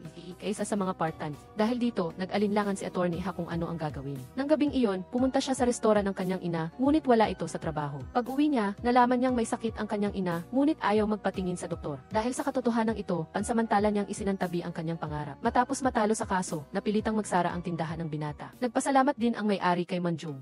Dahil sa tagumpay na ito, nagkaroon siya ng dagdag na paniniwala na ipagpatuloy ang kanyang minamahal na trabaho. Pag-uwi niya mula sa trabaho, nakita ni Manjung na binilhan siya ng kanyang asawa ng mas malaking sapatos. Lumabas na napansin niya na ang kanyang paa ay namamaga simula nang siya ay mabuntis. Naiyak si Manjung sa sobrang pagkaanti. Nagpalit siya ng sapatos at humingi ng tawad sa kanyang asawa. Gusto niyang pag-isipan pa ang tungkol sa bata dahil mahal niya ang kanyang trabaho bilang abogado at hindi niya alam kung paano makakaapekto ang pagbubuntis at maternity leave. Kinabukasan, pumunta ang advisor sa boss ni Chang Won. May kaso siyang sinadyang pananakit. Ang lalaking estudyante na ito, si Chaeyang, ay tinukso ng kanyang kaklase at binantaan pang papalayasin siya. Lumaban ang lalaking estudyante at kinuha ang sandata at sinaksak ang kaklase ng isang beses. Dahil dito, ang lalaking estudyante ay kinasuhan dahil sa sinadyang pagpatay. Inatasan si Chang Won ng kanyang boss na tanggapin ang kasong ito. Ikinuwento niya ito sa grupo at nagdesisyon siyang payuhan ang bata na umamin para mabawasan ang parusa. Ikinagulat ito ng lahat dahil hindi man lang siya nagtangkang makipagtalo sa direksyon ng kawalan ng sala o pagtatanggol sa sarili. Inabandona ang mga karaniwang estratehiya sa depensa. Sa totoo lang, ang dahilan ay nag-ugat sa nakaraang kaso ng panloloko sa telepono. Ang babaeng iyon, dahil ayaw niyang mag-aksaya siya ng oras, sumuko sa parusa at ngayon ay gumagawa na ng community service. Ang insidenteng iyon ay nagpadama kay Chang Won ng matinding pagkabigo at pagsisisi. Naramdaman niya, kung hindi niya ipagpilitan ang depensa ng kawalan ng sala, baka hindi natanggap ng babae ang ganong kalupit na hatol. Nang hapon na iyon, inimbitahan siya ng ama ni Chang Won para maghapunan. Pinayuhan siya nitong iwanan ang pagkaabogado at bumalik para pamahalaan ang negosyo ng pamilya. Sa paningin niya, ang pagiging abogado ay pansamantala lang na paraan ng pamumuhay para sa kanyang anak at walang dahilan para ipagpatuloy ito. Bukod pa riyan, nag-iisang anak siya at kailangan niyang magmana ng negosyo sa madaling panahon. Pagbalik sa opisina, pinag-isipan niya ito ng malalim. Sa sandaling iyon, lumapit ang advisor at tinanong niya ito kung bakit siya nag-aral ng batas, ngunit ngayon ay nagbanegosyo. Ipinaliwanag niya na bumagsak siya ng ilang beses sa bar exams, kaya nagbago siya ng direksyon. Nagpahayag ng interes si Chang Won na humingi ng payo sa kanya kung sakaling magnegosyo siya sa hinaharap. Napansin ng advisor na nasa sangandaan ng buhay niya ang binata, ngunit pumayag din siyang tulungan siya. Pagbalik sa trabaho, tiningnan niya ang salansan ng dokumento na puro ebidensya ng pambabastos ng kaklase sa lalaking estudyante. Kinuha niya ito at naghanap ng payo kay Juyun. Pinayuhan siya ni Juyun na kausapin pa rin ang bata tungkol sa pagtatanggol para walang magsisisi sa huli. Kaya, kinabukasan, hinanap niya ang lalaking estudyante at pinayuhan siyang subukan ang pagtatanggol. Ngunit nagdesisyon pa rin itong tanggapin ang parusa para ang kaklase na lang ang magsisisi sa huli. Ibinahagi niya na lumipat siya ng paaralan para makaiwas sa kaklase, ngunit hinanap pa rin siya nito. Kaya Kaya sumuko siya at nagdesisyon na gawin ang kabaliwan na iyon. Nakiramay si Changwon at pinayuhan ang lalaking estudyante na huwag sumuko. Kinabukasan, nagising si Monjung at biglang sumakit ng matindi ang kanyang tiyan. Samantala, dinala rin ni Changwon ang lalaking estudyante sa presinto ng pulis upang ipagtanggol siya. Nagsumite si Changwon ng detalyadong salaysay sa pulis, inaamin ang paghawak ng bagay na nakasugat sa ibang tao, ngunit itinatanggi ang intensyon na sadyang saktan ang iba. Nahirapan ang pulis. Sa isang banda, biktima ang lalaking estudyante ng bullying, ngunit sa kabilang banda, totoo ang aksyon ng paghawak ng matulis na bagay na nakasugat sa iba. Sa ilalim ng matatag na argumento ni Changwon, pumayag ang pulis na ipasa ang salaysay sa boss nila, umaasang maiwasan ang pagsasakdal. Kasabay nito, nakatanggap ng balita ang asawa ni Monjung na isinugod siya sa ospital dahil sa pananakit ng tiyan, kaya nagmadali itong pumunta roon. Tinatayan ng doktor na nasa kalagitnaan siya ng pagbubuntis, kaya karaniwan lang ang paghilab ng tiyan. Pinayuhan niya itong magpahinga at mag-relax ng mas madalas. Sa kabilang banda, nakipagkita si Changwon sa ama ng nanakot na lalaking estudyante. Nagulat siyang sinabi ng lalaki na walang mali sa ginawa ng kanyang anak at hiniling na ideklara niya itong walang sala. Kahit sinubukan niyang tanggihin, igiinit pa rin ng ama na ang abogado ay tagasunod lang ng kahilingan ng kliyente at walang karapatang magdesisyon. Kinabukasan, pumasok si Monjung sa trabaho. Napansin niya na nagsimula na ang boss niya na mag-hire ng bagong abogado.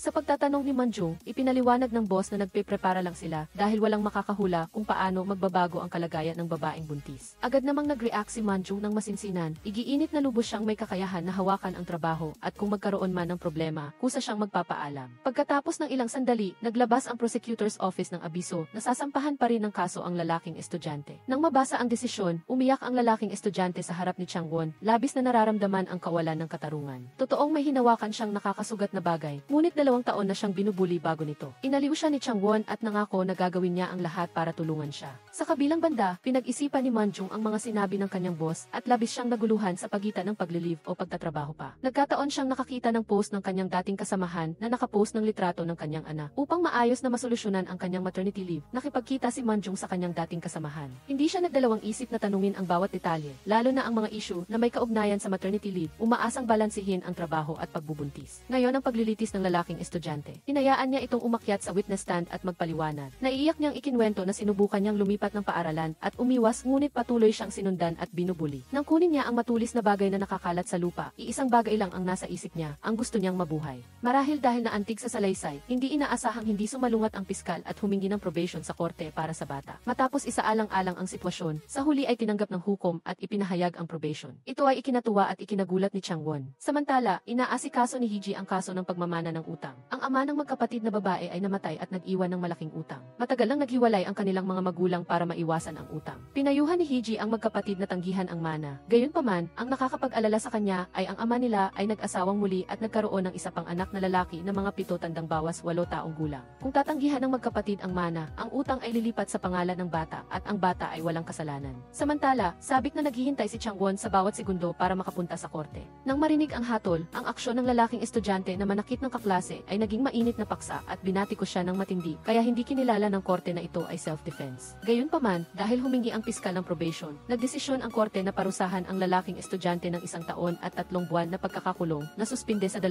taon. Ito na marahil ang pinakamagaan na parusa para sa lalaking estudyante. Naantig siyang umiyak, binati rin siya ni Changwon. Hindi niya nakalimutan ang pagbati at pasasalamat sa piskal sa pagtulong sa kanya. Pagkatapos ng paglilitis na iyon, lubos na naapektuhan si Changwon mula sa kaso ng panloloko ng babae. Ang pressure mula sa pamilya na bumalik at pamahalaan ang korporasyon hanggang sa kalamigan at kalupitan ng kanyang boss. Ang lahat ng ito ay nag-udyok sa kanya na gumawa ng bagong desisyon ng mag-apply bilang isang senior prosecutor. Samantala, tumanggap si Juyo ng isang kaso. Sa kasong ito, ang asawa ng isang babae na nagngangalang Shinji ay nagtatrabaho sa isang insurance company. May mahigpit na pamantayan sa performance ang kumpanya. Kapag hindi naabot ng kahit isang miyembro ng grupo ang target sa araw na iyon, kailangan ng buong grupo na mag-overtime. Kahit hindi sila makakuha ng customer na bibili ng insurance sa pagtatapos ng araw, kailangan pa ring pirmahan ng mga ahente ang kontrata sa sarili nilang pangalan bago sila makauwi. Nitong mga nakaraang araw, patuloy na hindi naabot ng asawa ni Shinji ang target na nagdulot ng problema sa buong grupo. Sa trabaho, madalas niyang naririnig ang mga kasamahan na nag-uusap-usap. Naniniwala na siya ay walang pananagutan, ayaw na ng sinuman na kalagkarin pa sila ng isa pang beses. Dahil sa matinding pressure, sa huli ay pinili ng lalaki ang paraan upang wakasan ang kanyang buhay. Kaya, gustong sampahan ni Shinji ng kaso ang insurance company, humihingi ng bayad pinsala para sa pagkawala ng kanyang asawa. Pagkatapos lang marinig ni Juyon ang salaysay ni Shinji, nilapitan siya ng boss niya. Inutusan siya nitong harapin lang ang babae ng mabilisan. Sa kabilang banda, nagdesisyon si Hiji na hanapin ang mga kamag-anak ng magkapatid na babae at imungkahi na sama-sama silang gumawa ng pamamaraan upang tanggihan ang mana para sa bata rin. Ngunit tumanggi ang mga kamag-anak dahil kung gagawin nila iyon, ang utang ay lilipat sa pangalan nila. Nagbigay si Hiji ng solusyon, tutulungan niya ang lahat ng miyembro ng pamilya. Paghawak sa Shinji, dapat na Juyun, pagtanggi sa mana. Samantala, hindi maunawaan ni Juyun kung bakit iyon sinabi ng superior. Hanggang sa makilala niya ang presidente at direktor ng sangay ng kumpanyang iyon, mariin nilang itinanggi ang lahat na sinabing hindi nagkaroon ang kumpanya ng mataas na antas ng pamamahala sa ilalim ng matinding presyon, gaya ng sinabi ni Shinji. Sinuri ng mabuti ni Juyun ang sitwasyon at nalaman na ang dahilan kung bakit tumanggi ang superior na tulungan si Shinji ay dahil mas mataas ang babayaran ng kumpanya ng siguro para sa depensa. Hindi sumang-ayon si Juyun dahil si Shinji ang unang lumapit sa kanila, ngunit diretsahang sinabi ng superior, kung hindi ka masaya, ibibigay ko ang kaso kay Moonjung. Sa sitwasyong ito, napilitang sumang-ayon si Juyun na kumatawan sa kumpanya ng siguro. Sa panig na ito, nalaman ng superior ang desisyon ni Hiji, dapat na Juyun. Ipinahayag niya ang pagkadismaya na sinasabing ang law firm ay hindi isang kawanggawa at hindi maaaring tumulong sa maraming tao ng libre. Noong gabing iyon, nagtapat si Hiji kay Sujung. Akala niya, sasang-ayon ang superior, ngunit nagulat siyang tutol ito. Pinayuhan siya ni Juyun na isipin na ganoon talaga ang pag-iisip ng mga superior para gumaan ang kanyang loob. Ngunit sinaway siya ni Hiji sa hindi pagtupad sa kanyang responsibilidad. Bilang nobyo, dapat niyang punahin ang superior nang makita siyang ganoon. Nang marinig ito, agad na ginawa ni Juyun ang sinabi niya para pasayahin ang nobya. Nalaman din ni Hiji na tinanggihan ng superior ni Juyun ang kaso ni Shinji dahil sa pera at pinilit si Juyun na maging abogado ng kalabang panig. Naniniwala siyang masyadong praktikal ang kanyang boss. Ngunit hindi rin kayang sumuway ni Juyun. Pinaalalahanan niya ang sarili na lilipas din ang lahat. Matapos magdesisyon, pumunta si Juyun sa kumpanya ng siguro, nakipagkita sa branch manager at isang miyembro ng grupo. Ang taong ito ay nakahanda na ng isang ulat na naglalarawan sa kapaligiran ng kumpanya bilang isang mainit na pamilya na itinatanggi ang hindi pag-uwi kung hindi naabot ang target. Iginigiit nila na ang pagpapakamatay ng asawa ni Shinji ay dahil sa mahinang kakayahan nito. Nang tanungin ni Juyun, inulit pa rin ng leader ng grupo ang mga salitang iyon, idiniin na ang lalaki ay maisakit na sa pag-iisip. Gayunpaman, nakita ni Juyun na iyon ay gawa-gawa lang ng branch manager. Dumating ang araw ng paglilitis. Si Juyun ay labag sa kalooban, ngunit bilang isang abogado, nagpakita pa rin siya ng ebidensya na ang lalaki ay maisakit na sa pag-iisip noon. Binigyang diin na ang kanyang pagpanaw ay walang kinalaman sa pamamaraan ng pamamahala ng kumpanya. Nang marinig ang argumento ni Juyun, napigilan lang ng asawa ang kanyang luha. Sa panig na ito, nakipagkita si Ehi sa dalawang magkapatid at nagmungkahi ng bagong opsyon. May kondisyong pagmamana na nangangahulugang kung ang minanang ari-arian ay mas mababa kaysa sa utang. Hindi na kailangang akuin ng tagapagmana ang utang.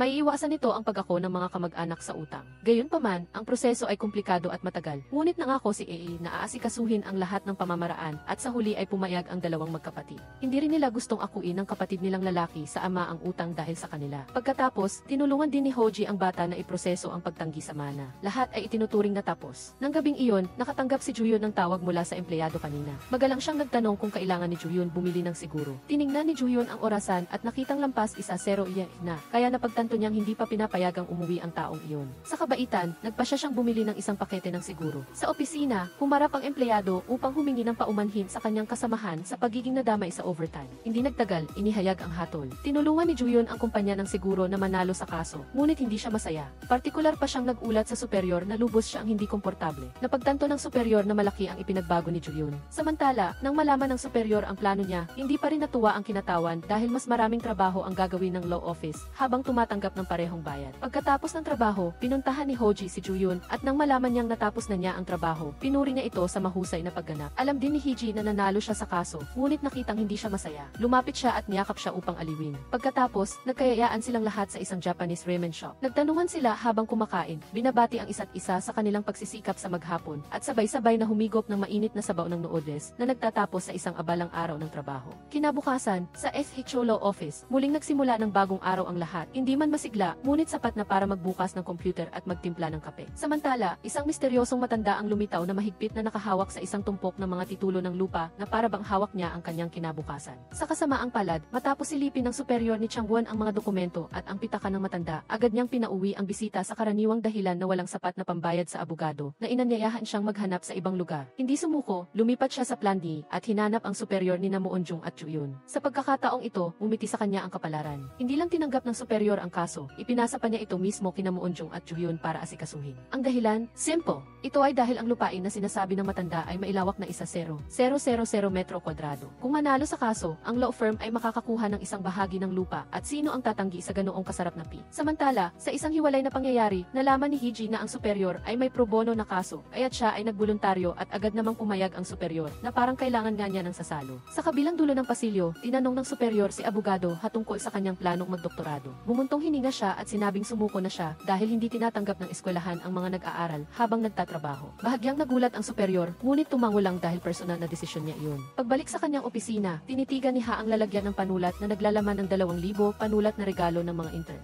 Pinalalagahan na parang kayamanan. Sa totoo lang, nangangarap din siyang maging propesor. Ngunit dahil hindi nangyari ang mga pangarap, isinantabi muna niya ito. Kinabukasan, nakipagkita sina Juyon at Muonjung sa matanda upang kunin ang kanyang pahayag. Ikinuwento niya na ang lupa ay inagaw pagkatapos ng Korean War at ang tunay na may-ari ay isang kababayan. Ngunit dahil pumanaw na ito, inatasan siya ng mga anak at apo na ayusin ang usapin. Ang kwento ay tila makatarungan ngunit may bahid din ng misteryo. Kasabay nito, si Abogado Ha ay tumanggap ng kaso ni Jisoo, isang kabataang lumaki sa orphanage na pumirma ng kontrata sa pag-upa ng bahay sa pamamagitan ng isang brokerage company. Ngunit pinaalis pagkatapos lumipat. Iginigiit ng may-ari ng bahay na hindi niya kailanman inatasan ang brokerage company na ito. Nagulantang si Jisoo, nagtataka kung bakit napakamalas niya. Upang linawin, pumunta sina Sangji at Jisoo sa brokerage company. Ngunit mariing itinanggi ng direktor ang lahat na sinabing hindi kailanman pumirma ng kontrata o nag-atas ng kahit ano. Pauwi, nagpatuloy si Jisoo sa pagdaing, nagtataka kung bakit lahat ng umuupa sa gusali ay ayos lang at siya lang ang nagkakaproblema. Inaliw siya ni Sangji na hindi niya kasalanan, sadyang malas lang. Balik sa kaso ng lupa, pumunta sina Juhyun at Muonjung kasama ang matanda sa pinangyarihan at kumuha ng iba't ibang larawan bilang ebidensya. Ikinuwento ng matanda na ang mga anak at apo ng may-ari ng lupa ay hirap na hirap sa buhay. Umaasa lang sa subsidy, kaya't hindi nila kayang asikasuhin ang kaso. Hindi niya ito matiis kaya't nagpasya siyang tumulong. Mahigit 80 na ako, kailangan kong ayusin ito bago ako mamatay. Seryoso siyang magsalita, kaya't bahagyang kinabahan ang dalawa. Sa bahay ng matanda, nakita nila ang larawan niya kasama ang mga taga-baryo. Lahat ay nakangiti. Ibinigay din niya ang sandamakmak na lumang pahayagan at dokumento, umaasang makatutulong sa kaso. Pagbalik sa opisina, ikinumpara nila ang mapa ng lupa sa mga litrato. Laking gulat nila nang matuklasan na mas maliit ang aktwal na sukat kaysa sa ibinigay na bilang ng matanda. Nagsimula silang magduda. Sa sandaling iyon, nakatanggap ng tawag si Muonjung mula sa dati niyang kasamahan na nag-aalok sa kanya na mag-apply para sa posisyon ng abogado sa ibang kumpanya. Nag-aalangan siyang nag-iisip tungkol sa maternity leave at pagpapalaki ng anak. Marahil ay mas magiging maganda ang bagong kapaligiran. Sa storyline naman ni Hiji, ang pro bono na kaso ay hindi pala madali. Ang salarin ay isang 70 taong gulang na lola. Inalagaan ang kanyang may sakit na kapatid sa loob ng 0 taon, ngunit biglang sinaktan ito. Samantala, upang tulungan si Jisoo, si Sangji ay nagpunta sa buong gusali upang humingi ng kopya ng mga kontrata sa pag-upa ng mga residente. Lahat ay mailigal na power of attorney maliban sa kontrata ni Jisoo. Naipit sa sulok, inamin ng brokerage manager na simula nang umupa si Jisoo, binawi na ng may-ari ng bahay ang power of attorney, ngunit pumirma pa rin ang kumpanya para kumita. Nang marinig ito, pauwi na, muling nasabi ni Jisoo na malas talaga siya. Umiti lang si Abogado Ha at sinabing hindi pa siya ang pinakamalas. Balik sa kaso ng lupa, sa pangalawang pagkikita, Juyon ay prangkahang nagtanong sa matanda kung bakit niya ginagawa ang lahat ng ito para sa isang hindi kamag-anak at kung malaki ba ang kikitain niya. Mariing itinanggi ito ng matanda. Sinabi na palaging mayroong isang tao na kailangang tumayo at gumawa ng mga bagay na ganoon. Magtatayo ba ang lahat sa tabi? Ang mga salita ay nagpatahimik sa grupo sa loob ng ilang segundo. Sa tanghalian, ibinahagi ni Hiji ang tungkol sa kanyang kaso na inaming hindi siya sigurado kung maintindihan niya ang kanyang kliyente. Inaliw siya ni Juyon, pinaalalahanan siya na ang mga pro bono na kaso ay karaniwang mahirap talaga. Habang pauwi sakay ng bus, pinakalma ni Hiji ang sarili na pagtantong mas naging mainit ang puso ni Juyon itong mga nakaraang araw. Hinawakan niya ang kamay nito at sinabing si Hiji ang dahilan ng kanyang pagbabago. Sa araw ng paglilitis, ipinakita ni Sangji ang mga ebidensya. Sa huli, nagdesisyon ang korte para sa meditation. Pinayagan si Jisoo na manatili sa bahay, isang pansamantalang mapayapang pagtatapos sa isang serye ng kamalasan. Nagpasalamat si Jisoo kay Sangji at inanyayahan niya itong kumain. Sa kainan, nadama ni Jisoo ang paghanga kay Abogado Han at pangarap din niyang maging abogado. Ngunit bago iyon, kailangan muna niyang ilabas ang kanyang mga kapatid sa orphanage at magtrabaho ng part-time para buhayin ang sarili. Hinikayat ni Sangji si Jisoo na kahit hindi niya pa ito magagawa ngayon, tiyak na matutupad niya ito kung may pag-asa. Pauwi, tumawag si Abogado Ha at pinakiusapan ang kanyang ina na hanapin ang scholarship certificate niya. Samantala, muling nakipagkita ang ama ni Changwon sa kanya, hinikayat siyang bumalik at pamahalaan ang negosyo ng pamilya. Tumanggi pa rin si Changwon. May iba siyang mga plano para sa hinaharap. Hindi niya sinabi sa sinuman na plano niyang maging isang piskal. Sa panig ni Juyon, naalala niya ang mga salita at sigasig ng matanda. Nagpasya si Juyon na magtiwala sa matanda pansamantala muli. Ang mga dokumento ng lupa na nakuha ng matanda ay nagmula sa National Archives. Agad na binisita ni Juyon at Muonjung ang website. Inimprenta ang lahat ng mga dokumento na may kaugnayan sa matanda at maingat na sinuri ang mga ito. Sa pagkakataong ito, natuklasan nila na sa paglipas ng mga taon, nagbago ang hugis ng lupa. Kung susundin ang lumang hugis, ang eksaktong sukat ay halos 40,000 metro kwadrado, gaya ng sinabi ng matanda. Ngayon lang sila tuluyang naniwala sa matanda. Kinabukasan, pumunta si Hiji sa kulungan upang makita ang lola. Gusto niyang pakinggan ang kwento nito upang malaman ang dahilan sa likod ng pangyayari. Gayunpaman, tumanggi siyang magsalita, idiniin lang na sinaktan niya ang kanyang kapatid at hindi siya umaasang mapatawad. Umaasa lamang na makatanggap ng karampatang parusa. Bumalik si Hiji sa opisina na bigo. Sa oras na ito, dumating ang dalawang bisita. Sila ang anak na lalaki at anak na babae ng lola. Nagulat si Hiji dahil akala niya ay wala siyang anak kaya siya nakatira kasama ang kanyang kapatid. Ipinaliwanag ng anak na lalaki na ang kanyang ina ay mayroon lamang isang kamag-anak, ang tiyuhin, kaya't lubos niyang pinahahalagahan ang pagmamahal na ito. Tungkol sa mga anak ng pumanaw na tiyuhin, medyo nakonsensya siya dahil hindi sila madalas bumibisita sa tiyuhin at bihirang magbigay ng suportang pinansyal sa kanilang ina. Samantala, tumawag si Juyon upang makipagkita sa matanda. Noong una, tumanggi siya dahil sa galit. Napilitang magmakaawa si Juyon at sa wakas ay pumayag siya. Sa kabilang panig, upang malaman ang katotohanan ng kaso, pumunta si Hoji sa bahay ng lola at nakita ang diary nito. Sa diary, nakasulat ang kanyang mga karanasan sa pag-aalaga sa kanyang kapatid. Habang nakikita niya ang kanyang kapatid na endless na kumatose sa bawat araw, unti-unting naubos ang pag-asa sa kanyang puso. Bukod pa rito, nakita rin ni Higi ang isang flyer ng isang medical center, kaya nagtanong siya roon. Inihayag ng kawani na dahil may mga anak ang lola, ayon sa patakaran, hindi na sila makapagbigay ng karagdagang tulong pinansyal. Nalaman din ni Higi na ginamit ng lola ang bayad sa insurance para sa mga medical expenses ng kanyang kapatid. Ang bayad na ito ay cancer insurance ng lola. May late-stage cancer siya, ngunit hindi niya ginamit ang pera para sa sarili niyang pagpapagamot. Ngunit inilaan ang lahat para sa mga medical expenses ng kanyang kapatid. Samantala, nakipagkita sana sina Juyon at Muonjung sa matanda sa opisina, ngunit hindi ito dumating.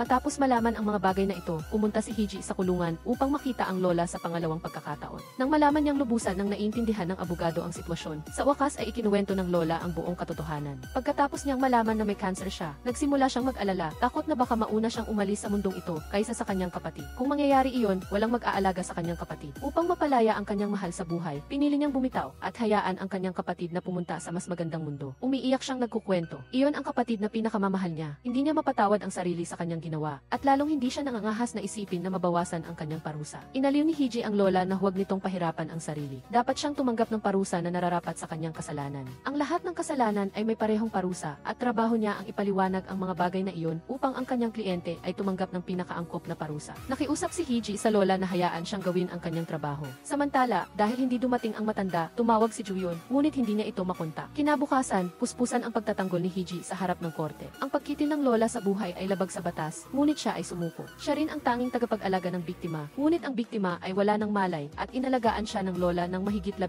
taon. Dahil walang suporta mula sa pamilya, kinailangan niyang asikasuhin ang lahat ng mag-isa. Ibinunyag din niya na may cancer ang lola, umaasang isasaalang-alang ng hukom ang kanyang kalagayan para sa mas mababang sentensya. Sa sandaling ito, nalaman lang ng dalawang anak na may cancer ang kanilang ina at umiyak sila ng hagulhol. Nang gabing iyon, pinayuhan ni abogado ang kanyang ina na magpatingin sa doktor, ngunit binaliwala niya ito at pinakita ang scholarship certificate niya. Nagulat siya nang makita ito, natuklasan na sinuportahan pala siya ng advisor niya para sa scholarship. Ngayon, inutusan ng superior si Changwon na makipagkita sa isang kliyente na ikinagulat niyang ang mayamang Young Master pala ito noong nakaraan na napilitan siyang kausapin sa kulungan. Nagdulot muli ng gulo ang Young Master at inatasan si Changwon na tanggapin ang kanyang kaso. Ngunit sa pagkakataong ito, diretsong tumanggi si Changwon at nagdesisyong magbitiw. Natigilan ang superior sa narinig. Samantala, dahil hindi nila makontak ang matanda, nagplano sina Juyon at Muonjung na pumunta sa bahay nito pagkatapos ng trabaho. Sa mismong oras na iyon, tumawag ang matanda, ngunit hindi siya ang tumawag at naghatid sa kanila ng malungkot na balita. Sa kasamaang palad, pumanaw ang matanda noong araw ding iyon. Dumalo sina Juyon at Muonjung sa libing. Sa pagtingin sa larawan ng yumaong matanda, pareho silang nalungkot at nanghinayang. Sa libing ng matanda, halos walang kamag-anak, puro lang kapitbahay at kaibigan ang dumalo. Mula sa mga salita ng mga kapitbahay, nalaman ni Juyon na ang matanda noong nabubuhay pa.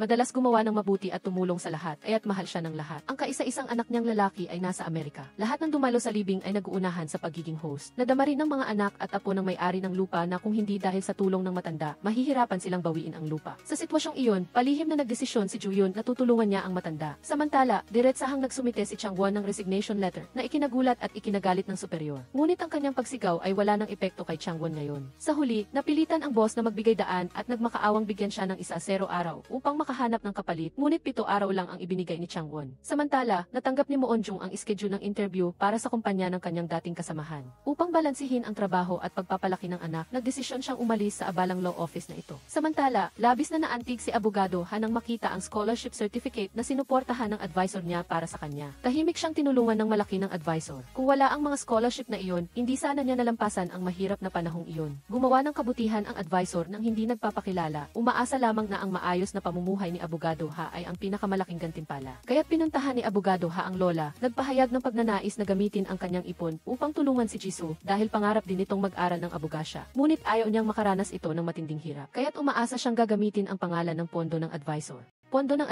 upang makapagbigay ng suporta. Samantala, inatasan muli ng superior ni Moonjung at Juyun na isuko nila ang kaso ng lupa na ipinagkatiwala ng matanda. Matapos magkalkula, naniniwala siyang hindi ito kumikita at magastos sa oras kaya't hindi ito karapat-dapat tanggapin. Sumang-ayon si Juyun sa bibig, ngunit iniisip pa rin niya ang sinabi ng matanda, kung gagawin lang ng lahat ang mga bagay na makikinabang sa kanila, sino ang gagawa ng mahirap? Pagkatapos, naalala niya ang mga kaso na hinawakan niya noon at ngayon ay napagtanto niyang hindi na tulad ng dati ang kanyang panloob na mundo. Ngayon ang araw na babasahin ng korte ang hatol para sa lola. Hindi niya inaasahang makakatanggap ng probation ang lola. Nang marinig siyang magpasalamat, naramdaman ni Hiji ang init sa kanyang puso. Sa isang pagtitipon, isiniwalat ni Changwon na nag-apply siya para sa posisyon ng piskal at magbibitiw na sa law office pagkatapos ng isang linggo. Ibinahagi rin ni Abogado Ha na nagsumite siya ng aplikasyon para sa SE upang maging propesor balang araw, kaya't magbibitiw na rin siya. Nagdesisyon din si Moonjung na maghanap ng bagong trabaho dahil gusto niyang maglaan ng mas maraming oras sa kanyang anak sa panahong ito. Pagkatapos ng kainan, sinabi ni Hiji kay Juyun na may bago siyang plano. Ang karanasan sa pagtulong sa lola ay nagpamulat sa kanya na may kakayahan siyang magtanggol, kaya gusto niyang maging isang public defender upang tulungan ang mahihina. Ang trabaho ng isang public defender ay ang suportahan ang mahihirap na walang kakayahang kumuha ng abogado na siyang tugma sa kanyang nais. Umaasa si Hiji na matulungan ang mga taong naapi sa kulungan na makakuha ng patas na hatol. Gayunpaman, hindi sinuportahan ni Juyun ang desisyong ito dahil magiging abala ang pagiging public defender, hindi masyadong kikita at hindi makakapili ng kaso. Sa mga mahihirap, hindi lang may mga kaawa-awa, mayroon ding mga gumagawa ng matinding kasamaan. Naiintindihan ito ni Hiji kaya nag-aalangan pa rin siya. Kinabukasan, nag-interview si Moonjung sa bagong kumpanya. Ang mga tagapag-interview ay labis na nasiyahan sa kanyang karanasan at sinabing kakaiba ang pagiging abogado sa ibang kumpanya kaysa sa law office. Hindi niya kailangang humarap sa maraming kliyente, hindi na kailangang magbiyahe at kailangan lang sundin ang isang tiyak na proseso. Ang mga bagay na iyon ay akma sa kasalukuyang nais ni Moonjung. Ngunit hindi niya maintindihan kung bakit sa kalagitnaan ng interview, ang nasa isip niya ay ang mga araw niya sa law office. Hindi siya nag-atubiling magsikap at mapagod makipagkita sa bawat trustee para tulungan ang kanyang kliyente. Dahil dito, bigla siyang nagbago ng isip at marahas na tinalikuran ang interview at nagdesisyong bumalik sa law office. Pag-uwi, inakala niyang magagalit ang kanyang asawa nang malaman nitong hindi siya natanggap, ngunit hindi niya inasahang walang kondisyon siyang susuportahan ng asawa dahil alam nitong ang trabaho sa kumpanyang iyon ay hindi talaga ang gusto niya. Naluha sa pagkaantig si Moonjung. Nagpasalamat siya sa asawa sa pag-aalaga at pagsuporta sa kanya. Dahil doon, lalo siyang naging matatag sa kanyang desisyon. Kinabukasan, sa trabaho, sumali si Moonjung sa isang online parenting group upang balansihin ang trabaho at pag-aalaga ng anak. Napansin niya na maraming post na naghahanap ng kapalit na shift habang nasa maternity leave o mga young mom na gustong magtrabaho ng pansamantala pagkatapos ng break. Kabilang sa kanila ang mga abogado. Nag-post si Moonjung ng kanyang pangangailangan na maghanap ng abogado na kapalit ng shift na may angkop na oras at ibibigay ang kanilang resumes sa kinatawan para pumili upang matiyak ang benepisyo ng parehong partido. Samantala, nasangkot muli si Hiji sa isang bagong pro bono na kaso. Ngunit ang malungkot, ang kliyente sa pagkakataong ito ay isang lalaki na sanay manggulo sa mga babae na parang namimili lang. Inamin niya ang lahat ng kanyang maruruming gawain.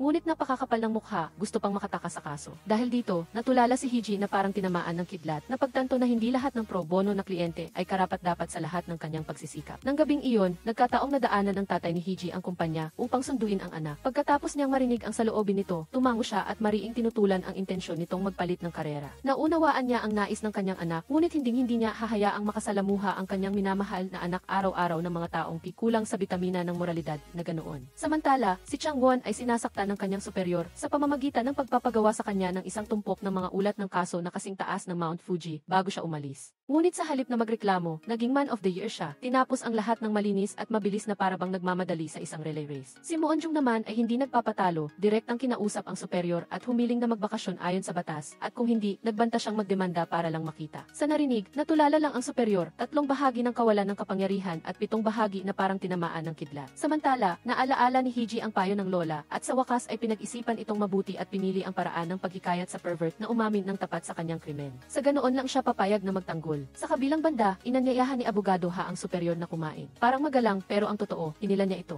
Sa labas para ibalita ang pagbibitiw niya. Gusto niyang mag-focus sa isa narinig, nalungkot ang superior na parang bumili ng milk tea at nakalimutang lagyan ng boba. Kaya inanyayahan niya si Ha na uminom pa ng ilang baso para maibsan ang kalungkutan. Nang medyo lasing na siya, umamin siya na ang unang dahilan kung bakit niya kinuha si Ha sa opisina ay hindi dahil sa kanyang kahanga-hangang talento, kundi dahil sa kanyang tapat na mukha na nakapagpaibig sa kanya. Si Abogado Ha na sanay magputol ng usapan ng iba ay namula at nataranta siya dahil sa unang pag-amin ng pag-ibig at ang tanging nagawa niya ay makipagtuos para makaiwas sa usapan. Ang resulta, pareho silang nalasing. Sa kabilang panig, naghihintay ng bus sina Hoji at Juyun. Matapang na ipinahayag ni Hoji na itutuloy pa rin niya ang landas. Na abogado ng bayan, alam niyang mahirap ngunit naniniwala siyang makakaya niya. Nang marinig ang determinasyon ng nobya, hindi lang dalawang kamay ang suporta ni Juyun, kundi pati na rin dalawang paa. Sa madaling salita, full set. Kinaumagahan, nagising si abogado Ha at nagulat nang makitang katabi niyang natutulog ang superior. Labis na nakakahiya ang sitwasyon. Sa sandaling iyon, pumunta si Hiji sa superior upang magbitiw. Nagdesisyong maging public defender hanggang sa huli. Hindi inaasahang pumalakpak ang superior at binati siya sa paghahanap ng tamang landas. Umaasang lilipad siya ng mataas at malayo. Natapos na ni Changwon ang lahat ng gawain at ibinalik ang mga ito sa superior. Bago umalis, nagkamay pa siya bilang paalam. Nagbalik si abogado Ha upang asikasuhin ang mga pamamaraan ng pagbibitiw na napahiya nang makita ang superior. Nang matapos ang lahat, hindi niya nakalimutang magpaalam sa advisor at ibinunyag ang tungkol sa pag-aaral ng IRI. Hindi niya inaasahan na magdedeklara rin ang advisor ng pagbibitiw. Dahil sa matagal na siyang nakikipagtulungan sa maraming law office para lang mapalapit sa kanyang pangarap at ngayon gusto niyang harapin ito ng direkta ng may tapang. Umalis siya ng araw na iyon, nangako na magbibigay pa rin ng suporta at itinuring itong isang bagong simula. Nang hapon na iyon, nagpaalam sina Juhyun at Moonjung sa kanilang mga kaibigan. Nagbili na magkita pa rin sila ng madalas. Ngunit pagdating pa lang sa opisina, agad namang ibinato ng superior kay Juhyun ang dating kaso ng kumpanya ng siguro dahil umapela ang pamilya ng biktima at muling kumuha ng law office ang kumpanya. Ito ang naging huling patak. Sumabog ang pagkadismaya ni Juhyun sa superior. Nagsumite siya ng resignation letter ng direkta na ikinagulat ng superior. Natila kinapos ng hininga habang tumatakbo. Nagtatrabaho silang dalawa ng magkasama sa loob ng 15 taon. Inakala ng amo na maiintindihan ni Juhyun na bilang isang boss, kailangang isaalang-alang ang interes. Tumango si Juhyun at sinabing naiintindihan niya at sanay na rin sa ugali. Ngunit sa pagkakataong ito, bye-bye na siya para magtayo ng sarili niyang opisina. Ang una niyang ginawa pagkaalis ay tumakbo agad upang makipagkita sa pamilya ng biktima na nagturo sa kanila kung paano manalo sa kaso. Makikita sa internal system na ang batch ng mga kontrata ng siguro ay pinirmahan pagkatapos ng hating gabi. Sapat na iyon upang ibunyag ang panloloko. Nagulat ang asawa at nagtanong kung bakit siya tumulong. Yumuko ng malalim si Juhyun at humingi ng paumanhin. Inamin na naging assistant lawyer siya sa loob ng 15 taon, ngunit mayroon pa rin siyang konsensya. Sa pagkakataong ito, sinunod niya ang tawag ng puso. Nang gabing iyon, nag-impake siya. Umaalis sa opisina na pinagtrabahuhan niya ng 9 na taon, naiwan ang isang walang lamang silid. Bawat isa ay may sariling sigasig, nagbubukas ng bagong paglalakbay. Pagkaraan ng 1 taon, si Moonjung ay nanganak at tapos na ang maternity leave, bumalik sa trabaho. Nakita niyang halos pareho pa rin ang opisina tulad noong hindi pa nagsanib. Sa elevator, ang ilang bagong abogado ay kamukha ni na Changwon at Juhyun noon. Nakita niya ang superior na hindi pa rin nagbabago. Umiti lang siya at sumama na sa daloy ng trabaho. Samantala, si abogado Ha ay abala sa pag-aaral ng IE at assistant professor. Isang araw, nagulat siya nang makita ang pangalan ng advisor sa roll call. Hindi niya inasahan na babalik ito sa kolehiyo upang ituloy ang kanyang pangarap. Ang dating superior, na ngayon ay nobya na niya, ay madalas siyang sunduin sa eskwelahan para mag-date. Ang kanilang pag-ibigan ay lumago ng husto. Si Changwon ay naging piskal. Nang makita niya ang kanyang dating superior sa korte, nataranta siya, ngunit yumuko pa rin para magbigay galang. Si Hiji ay opisyal ng public defender. Araw-araw, dala niya ang tumpok ng malalaking case files papasok at palabas sa kulungan, nakikipagkita sa iba't ibang uri ng kliyente, ngunit masaya pa rin siya. Nagbukas si Juhyun ng sarili niyang opisina, ganap na iniwan ang dating malamig na estilo, at nagpakadalubhasa sa pagtatanggol sa mga ordinaryong mamamayan at mahihina. Ang kanyang opisina ay katapat mismo ng pinagtatrabahuhan ni Hiji, kaya't naghihintay siya tuwing uwian, parang isang warang asawa. Kahit na iba-iba na ang kanilang mga landas, nanatiling buo ang pagkakaibigan ng grupo. Regular pa rin nagkikita ang 5 sa paborito nilang kainan, kumakain at nagkukwentuhan.